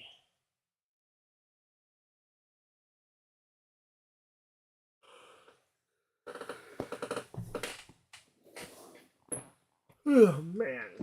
Yeah, there is just, again, not much going on track, and I believe they're going to a commercial break. With Elliott leading by 1.3 seconds over Amarola. And we're at commercial break for the 49ers game, which means not much to really talk about. Let's see. Seattle Seahawks taking it to the Cleveland Browns. I'm not even sure the refs could... Okay, refs could definitely save them from this one. Weird to see, Kansas City struggling here in the against Denver early on. I mean, hey, you know what? Maybe Denver can break their streak here. Then you got Ravens and Cardinals locked at 7 apiece here. And then the Bengals having a 14-7 lead over the 49ers here.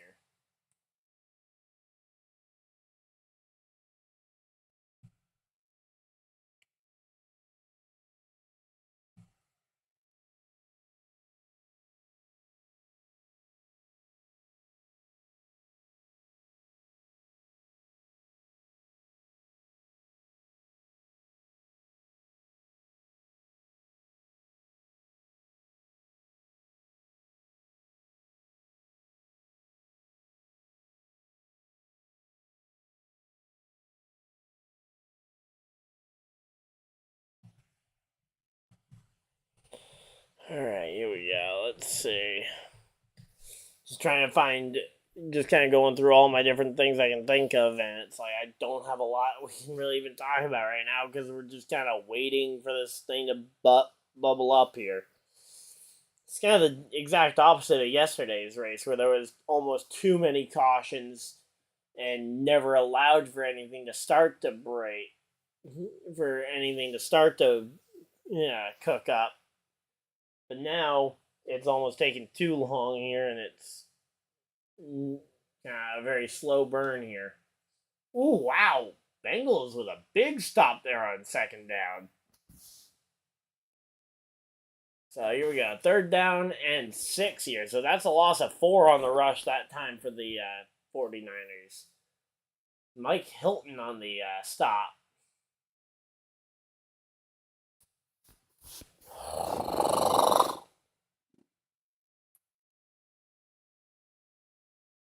So here we go. Let's see.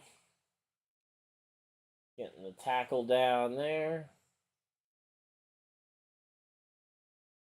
95 laps to go here, and let's see.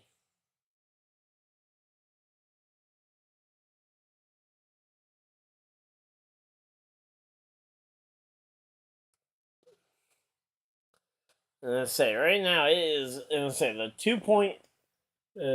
2 spots still going to Byron and Blaney, and unless we see a massive shakeup right now, it's gonna stay that way, which is kind of the unfortunate part right now. I would love it if we could at least get a story about hey, how's Chris Buescher been doing? Is his car handling better than it was earlier? Does he think he has? Does the crew chief think that they can pull this one off? And you got Hamlin and Blaney who are deadlocked in 7th and 8th right now.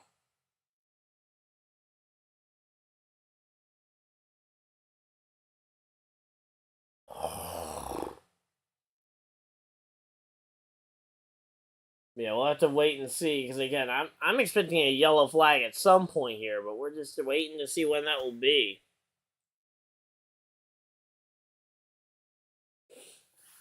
So here we go. Let's see.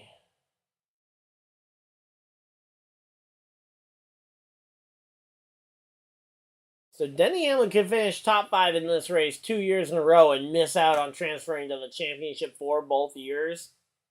That would be funny if he ends up being the first guy out 2 years in a row after finishing inside the top 5. I mean, last year it was on a very much a one-of-a-kind type move from the one car, but man. Here we go, let's see. And there's just not much here, and there we go. Eric Almirola looking for the race lead here. I mean, the thing is, though, it's been so hard for anybody to pass. Like, that's the one problem with this package, is that it makes it too hard to pass, and it kind of forces drivers to turn this thing into Bowman Gray if they want to try and pass late. Like, yeah, Almirola manages to make the clean pass, but when we get to 40 laps to go on restarts, there will be no waiting around. I mean, look at last night's race, for example. Maybe not worse than Bowman Gray, but certainly comparable.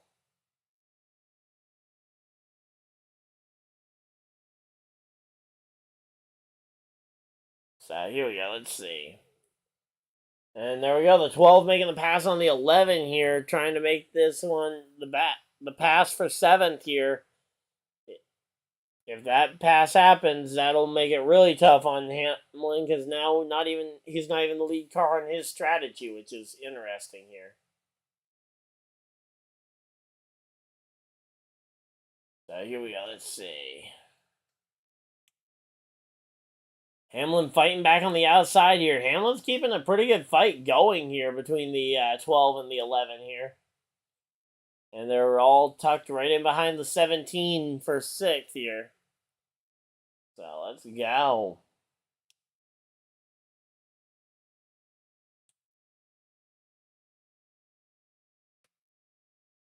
Alright, so yeah, right now there's just not much going on track. Come on.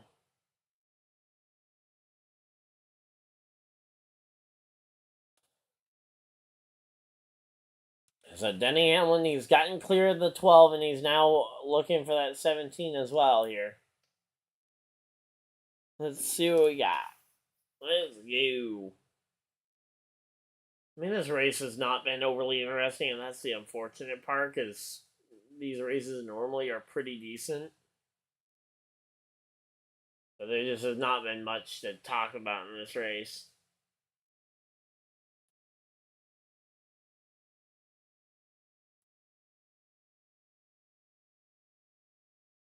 Alright, here we go. They got the big guy. Here we go. Let's see. Yeah, this is definitely an odd race, though. And there we go. The 12 car to the outside. He's going to try and go around the outside now on the 11 of Hamlin here. We have seen him complete this pass before, so will he do it this time?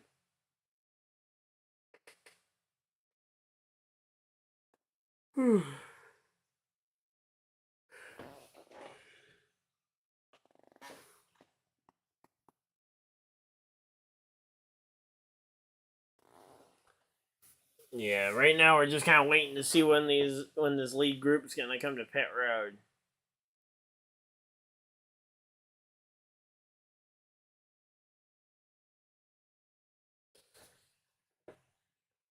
Alright, here we go. Let's see. So Blaney got by both the 11 of Hamlin and the 17 of Chris Buescher. So Blaney's just kind of taking this thing into command here of the race. Not much really going to be going on beyond this at this point. I mean, this is just... Let's say, I really wish this race were a little bit better.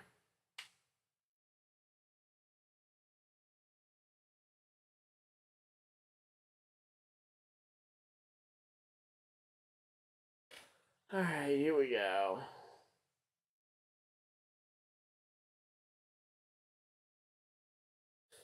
Alright, here we go. Let's see.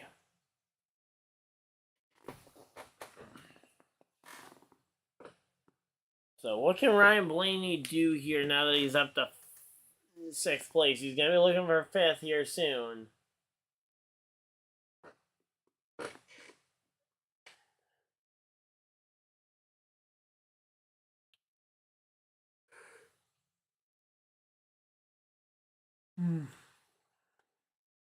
So yeah, I'm rolling, going through lap traffic here.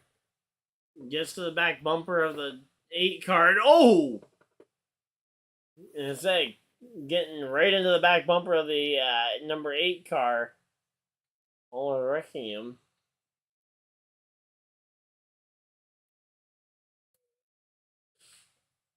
But yeah, right now the 10 is really hoping for no caution, which is funny because he almost just caused one. But yeah, here we go.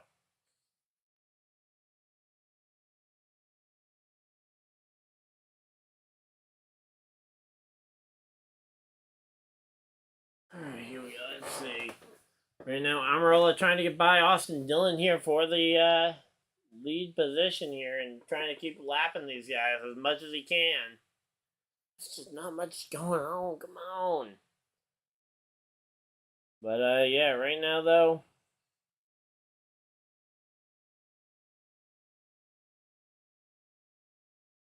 Alright, here we go. I'm going to go use the bathroom real quick because I'm starting to need it, but I'll be right back, guys.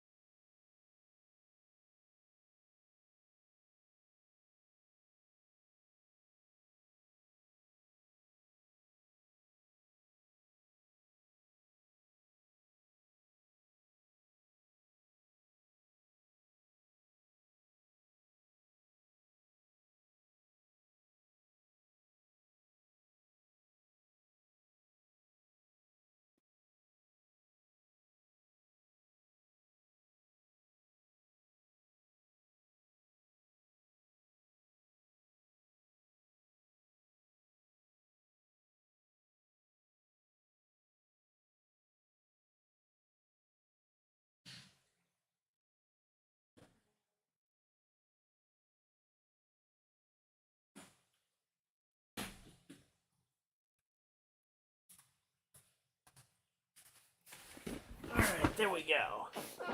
A lot of water today, just trying to stay hydrated, and yeah. This race has been definitely not the most interesting thing. Blaney passes Larson. Blaney's up to the top 5. Now he's got 5 seconds to run down Amarola. Yay. This is going to be a fun one over the course of this one, but it kind of feels... It feels like how we saw the end of Vegas, where it was a very long burn to get all the way to it.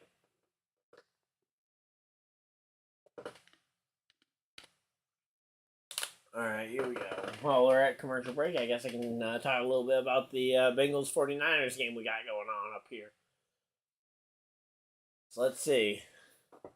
Burrow takes snap, throws a very short window there to the tight end, number 81 there. Not even sure who that is.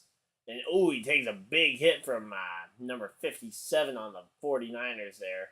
Irv Smith Jr. there on the tackle, or getting tackled there. And, here we go. We're back here, and, ooh, Kirk Cousins has torn his Achilles tendon in the game against the Packers. So that's going to be a tough injury there. But yeah, could Amarola potentially send his career off with a win here at Martinsville? A walk-off win to end his career? That would be an interesting way to end it, and potentially setting up his teammate to ride off into the sunset next week with a win at one of his best tracks. I mean, seeing.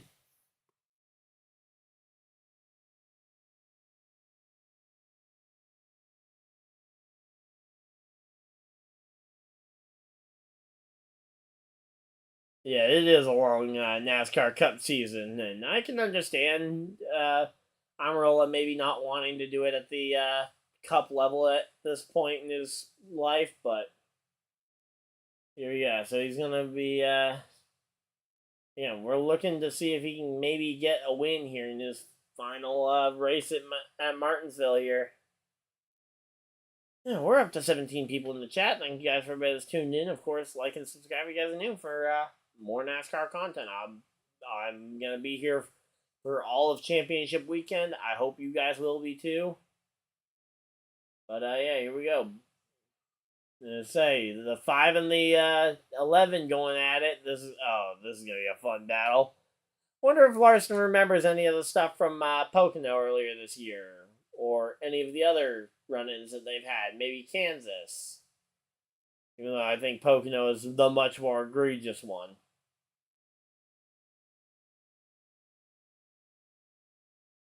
So here we go. Let's see. The battle between the 5 and the 11. There's not much for the 11 to really gain, but he's got to do something here. Ooh, Ryan Blaney up to 3rd. So those guys are starting to slip further and further back. You know what? I'm going to go ahead and do the poll here, now that we've got a decent top 3, I think. Even though I still don't think the majority of you guys, I think I know what the results are going to look like here.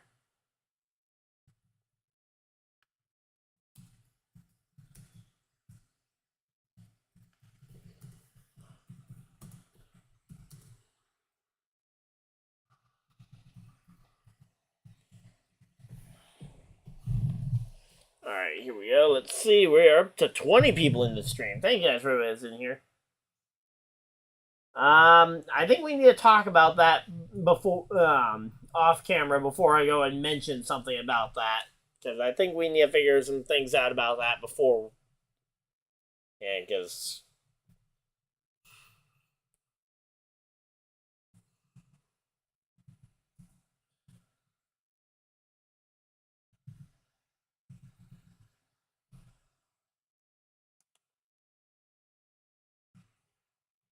But yeah, wow, we were up to 25. Wow, we were jumping people really quick here. Okay, quickly Chase Elliott, OTT,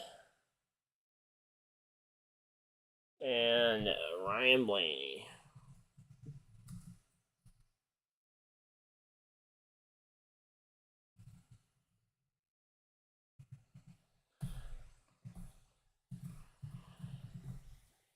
Alright, there we go.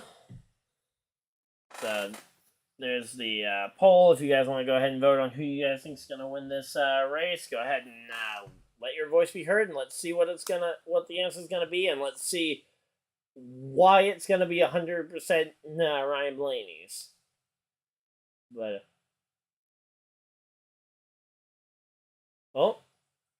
let's say it looks like the 5 car was ultimately not able to keep the 11-2 occupied there. The 11 up to 5th place now, and he's going to be looking for 4th here.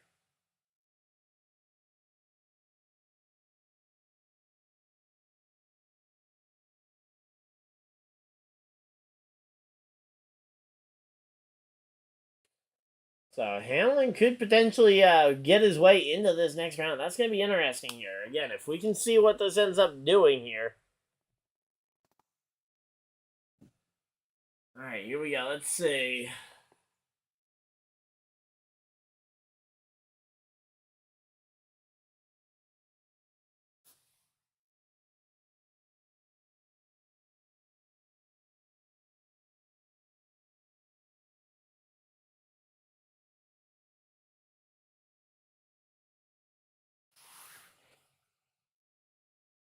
All right, here we go. Longest green flag run of the day. 52 laps to go. It does not feel like it's been like we're that close to the end of this race, but I guess we really are. So here we go.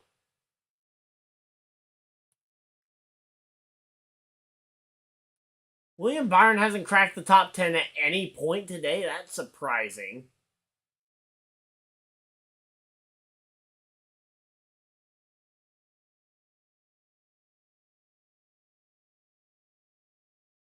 There we go. Another good catch for Ayuk over there on the 49ers game. But, yeah, here we go.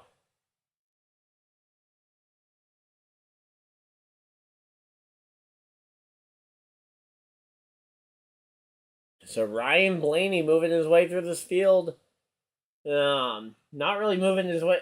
He's kind of passing a bunch of the lap cars here in between himself and the top two. He's got to get to that 9 car. That's the next big goal here.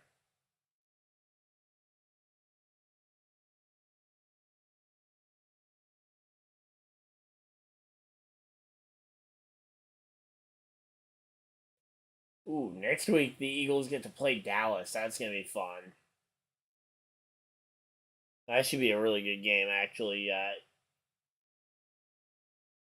Yeah, Philly versus Dallas.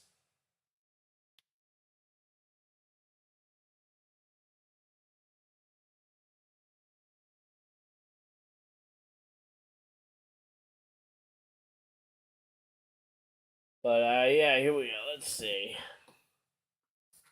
Wow, we got votes for every single driver on the in the poll. That's surprising. I thought it was going to be an entirely Ryan Blaney poll, but I guess some people think Elliott's going to get it. Some people think somebody, maybe Denny Hamlin's going to be able to get up here and get the spot, since Denny Hamlin just went past Corey LaJoie here for 4th. And LaJoie did not have the tires to fight with Hamlin for very long here. And, ooh, Hamlin just running into the back of the 31 there to move him out the way. And now Briscoe going around the 7. And 7, you're going to start dropping positions really quickly. Hopefully he can get the yellow he needs. So here we go. Let's see. Let's say Amarola has been managing this one actually pretty well. He's got a 4-second lead over Elliott here. And so far, Blaney hasn't even caught Elliott yet. So it could be a walk-off win for Amarola. We'll have to wait and see, but here we go.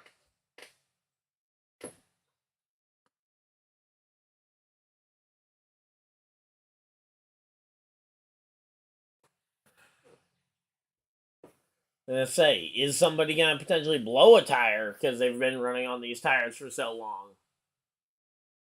But right now, Byron holds a 3-point lead over Hamlin.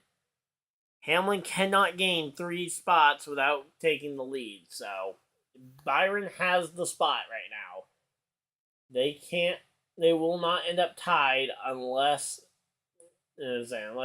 Byron loses a spot or 2.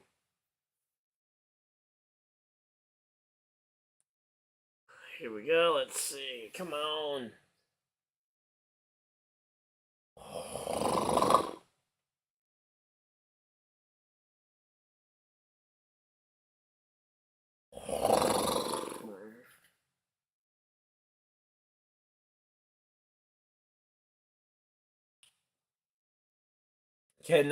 Is it possible that William Byron could actually make this championship 4? That would be great. I didn't realize this is going to be his first. I thought he would have. I thought he made it last year or something, but no, he didn't.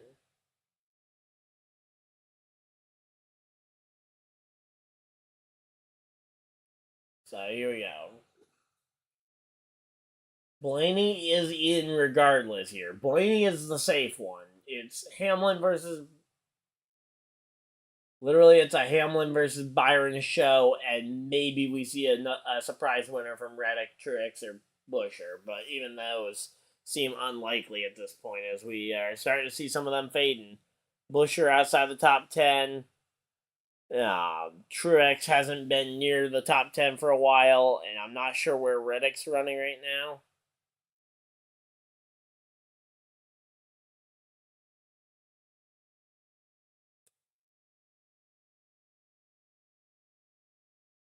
So here we go. The 11 team absolutely gunning for it. Hopefully he doesn't end up burning up too much fuel here as he tries to run down. Oh, Blaney goes by the Chase Elliott for a second. And the broadcast doesn't even show it? Are you kidding me? Come on. Guys, do better. I mean, I know it's only the pass for second, but it's a pass inside the top 5. Why are we not showing that?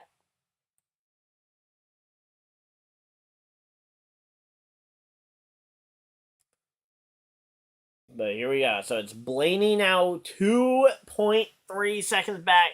Oh, Blaney is running him down in a hurry here. Blaney versus Almirola. 36 laps to go. What are we going to see here?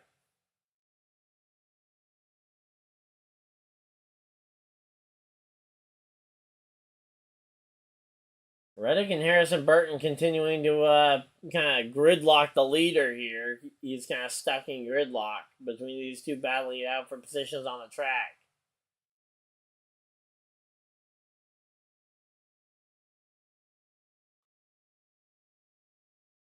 So here we go. Let's see. There's just not much going on the track, honestly, right now. I mean, I wish there was more going on, but right now it's just kind of the slow burn of Ryan Blaney catching the 10, but they aren't even showing it. Like, I mean, they're trying to show something, I think, but I just don't know what they're trying to show.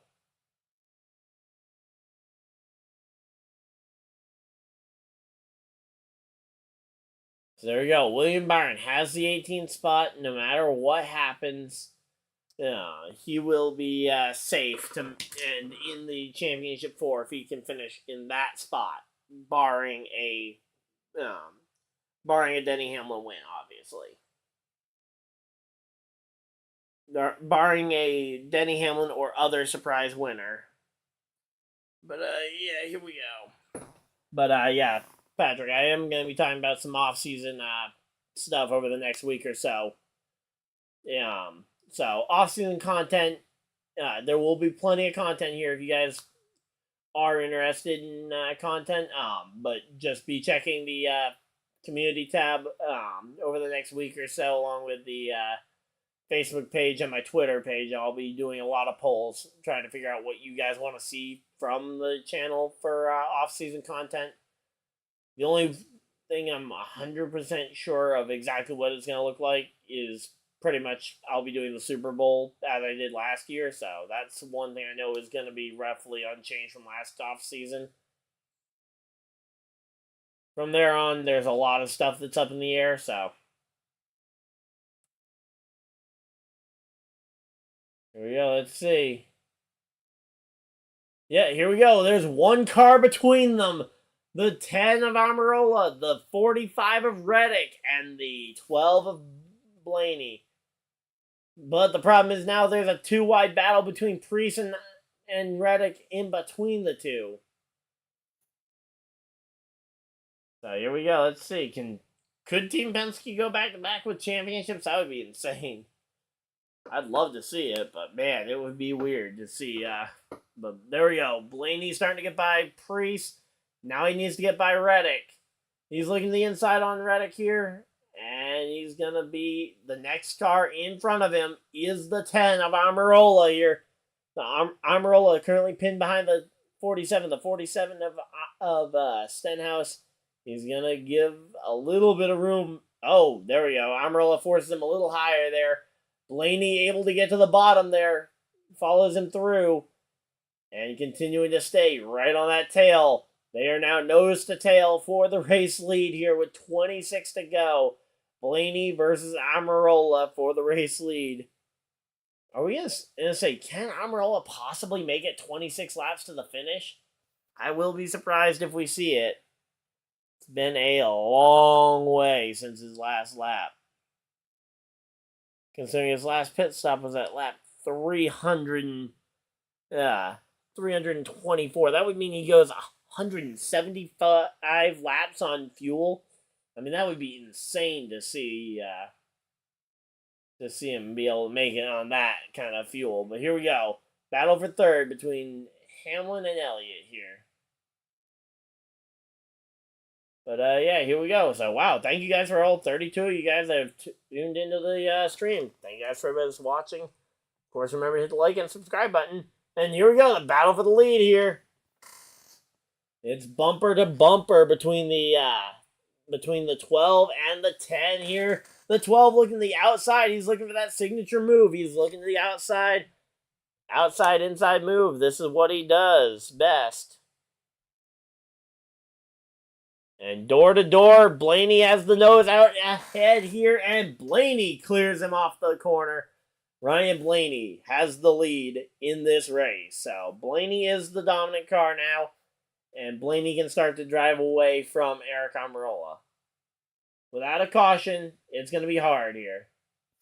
But yeah, that just confirms now that it's the battle between Byron and Hamlin for now.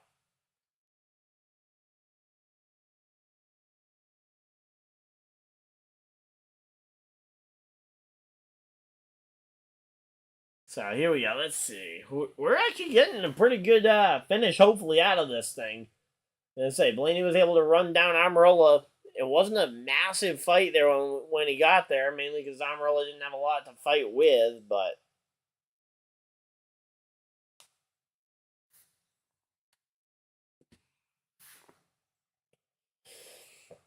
Oh, Chris Buescher peeking himself back up into the top 10. There we go. Making some progress. And we got 37 people in the chat. Thank you guys for everybody that's tuning in.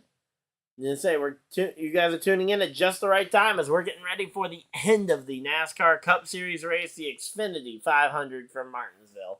I know, super confusing because we just had the Xfinity race yesterday, but here we go. So we got the Cup cars.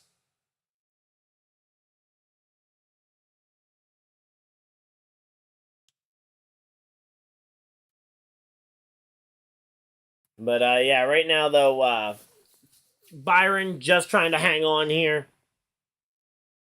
Hamlin needs to win. As if we see a caution flag fly, that could potentially shake things up, but now Byron is the next car to go a lap down. That's going to be interesting here. It's going to be interesting to see what Byron and Truex do here. They're the next two cars to get lapped. So, it will be an interesting thing here.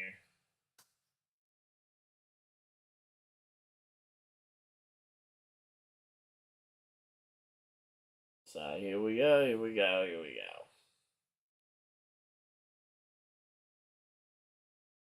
Let's say, any fight here for the spot? I don't know. I mean, we're just not gonna.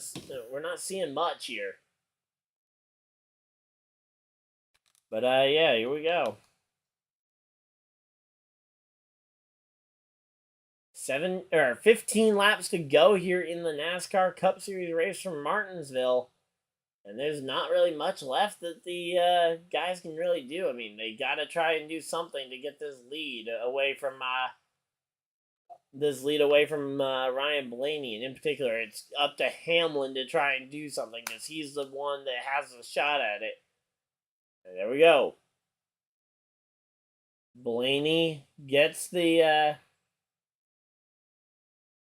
There we go. Blaney gets the lead, goes and laps the 24 there. There we go. 24 lapped, and.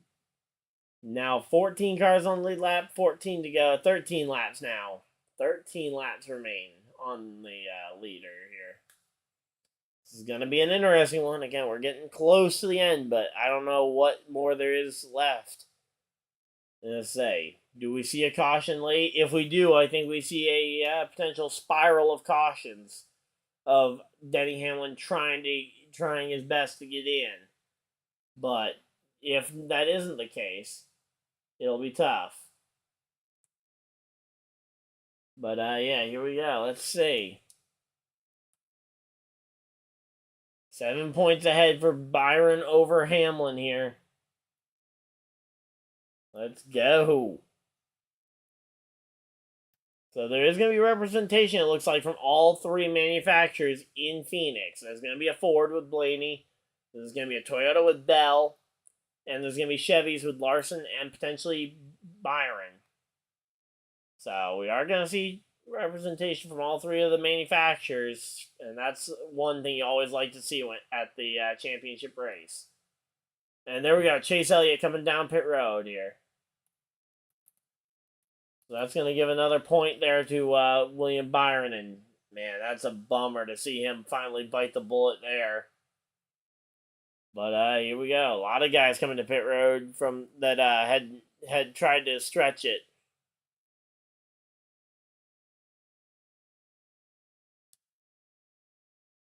So here we go, 9 laps to go here. What does Blaney potentially slow it up a little bit here to try and make it to the finish? Because he's got an opportunity here to just try and run this thing to the end.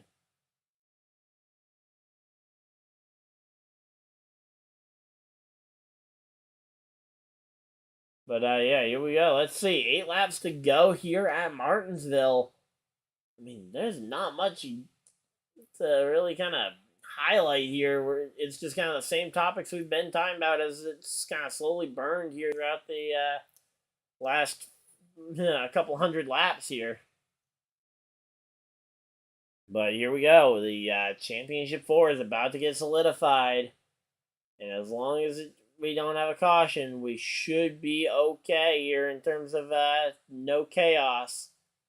6 laps to go here. 6 more times around. Can Ryan Blaney hold on to this one?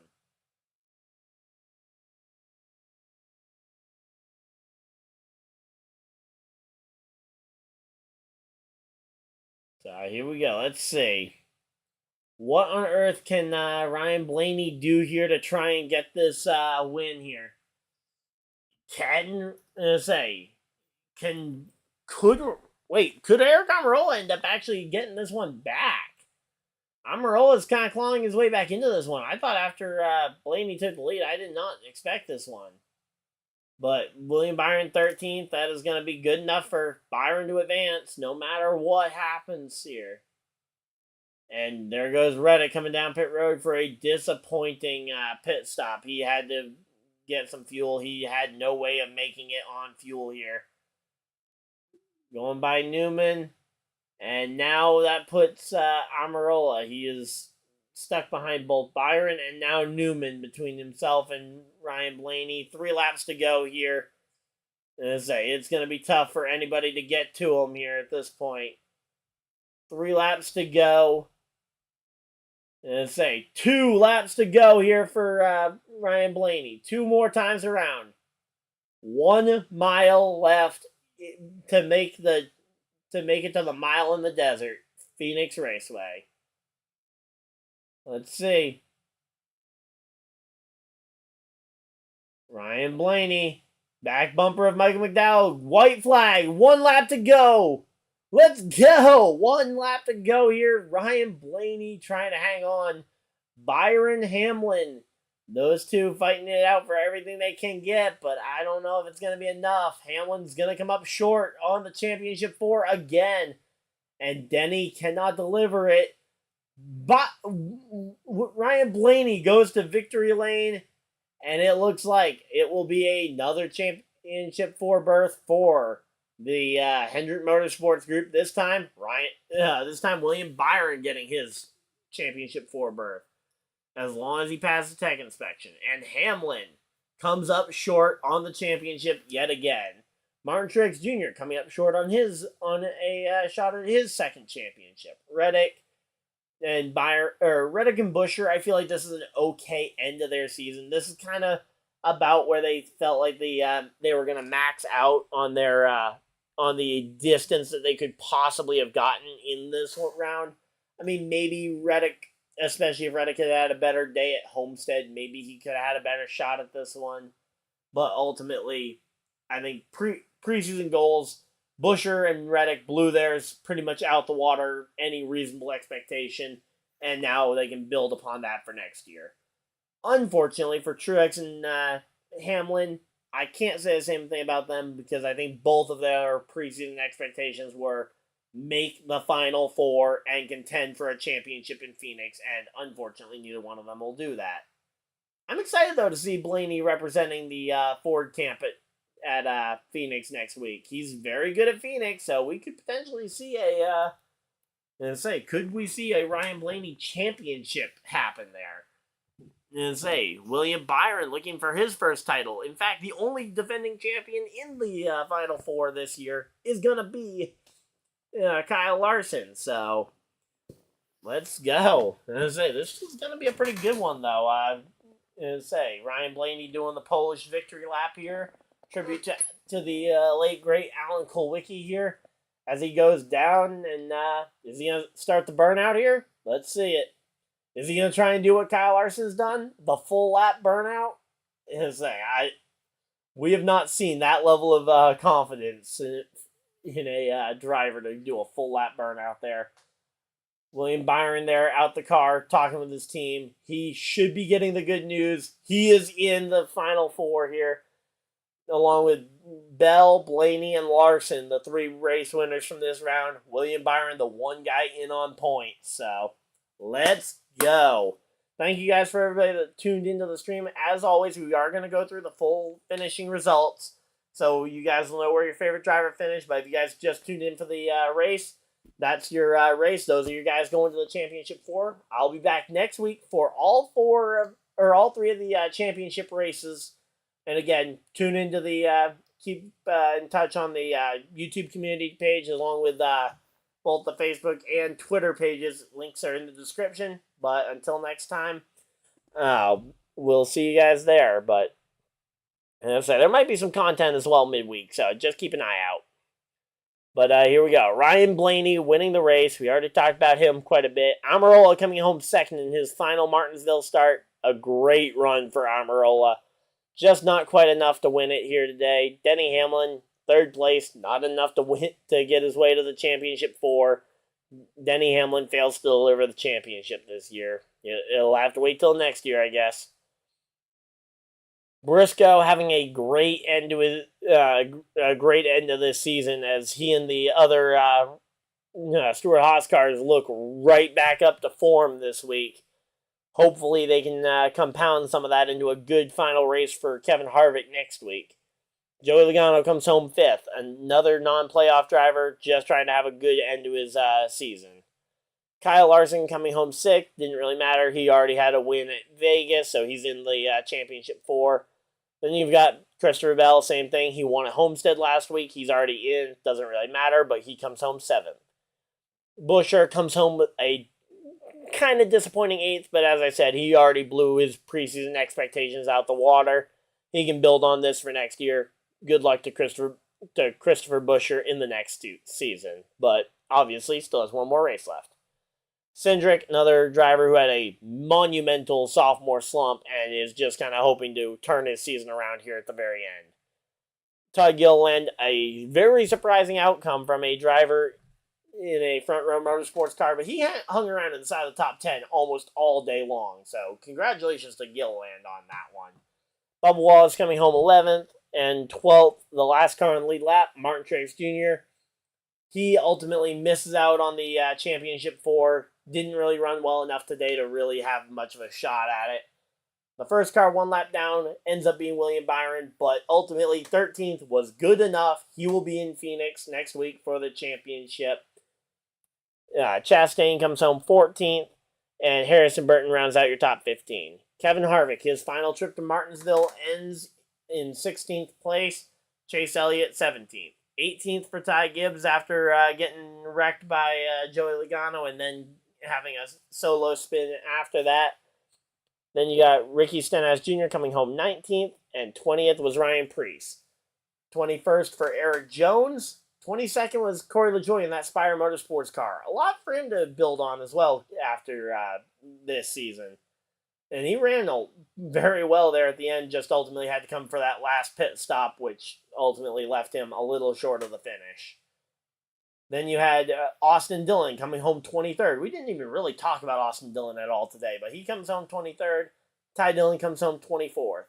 Michael McDowell comes home 25th. The last car only 1 lap down. Reddick, 2 laps down, 26th place. Not enough to transfer, but again, a solid season to build off of. hopefully we will see him build on that and potentially contend for a championship next year. Kyle Busch, his anonymous day lands him in 27th place. I don't know what was wrong with that car, but he had just no speed all weekend long. And he comes home 27th place. AJ Allmendinger comes home in the 28th spot, and Ryan Newman comes home 29th. Justin Haley rounding out your top 30. He's got one more race in that 31 car before he goes to Rick Ware Racing for the next couple of years. Then you got Carson Hocevar in the 42 car, comes home 31st. Alex Bowman, 32nd. Another driver we just really didn't mention much today in terms of contending. Then you got Brad Keselowski, Suarez, 33rd, 34th there.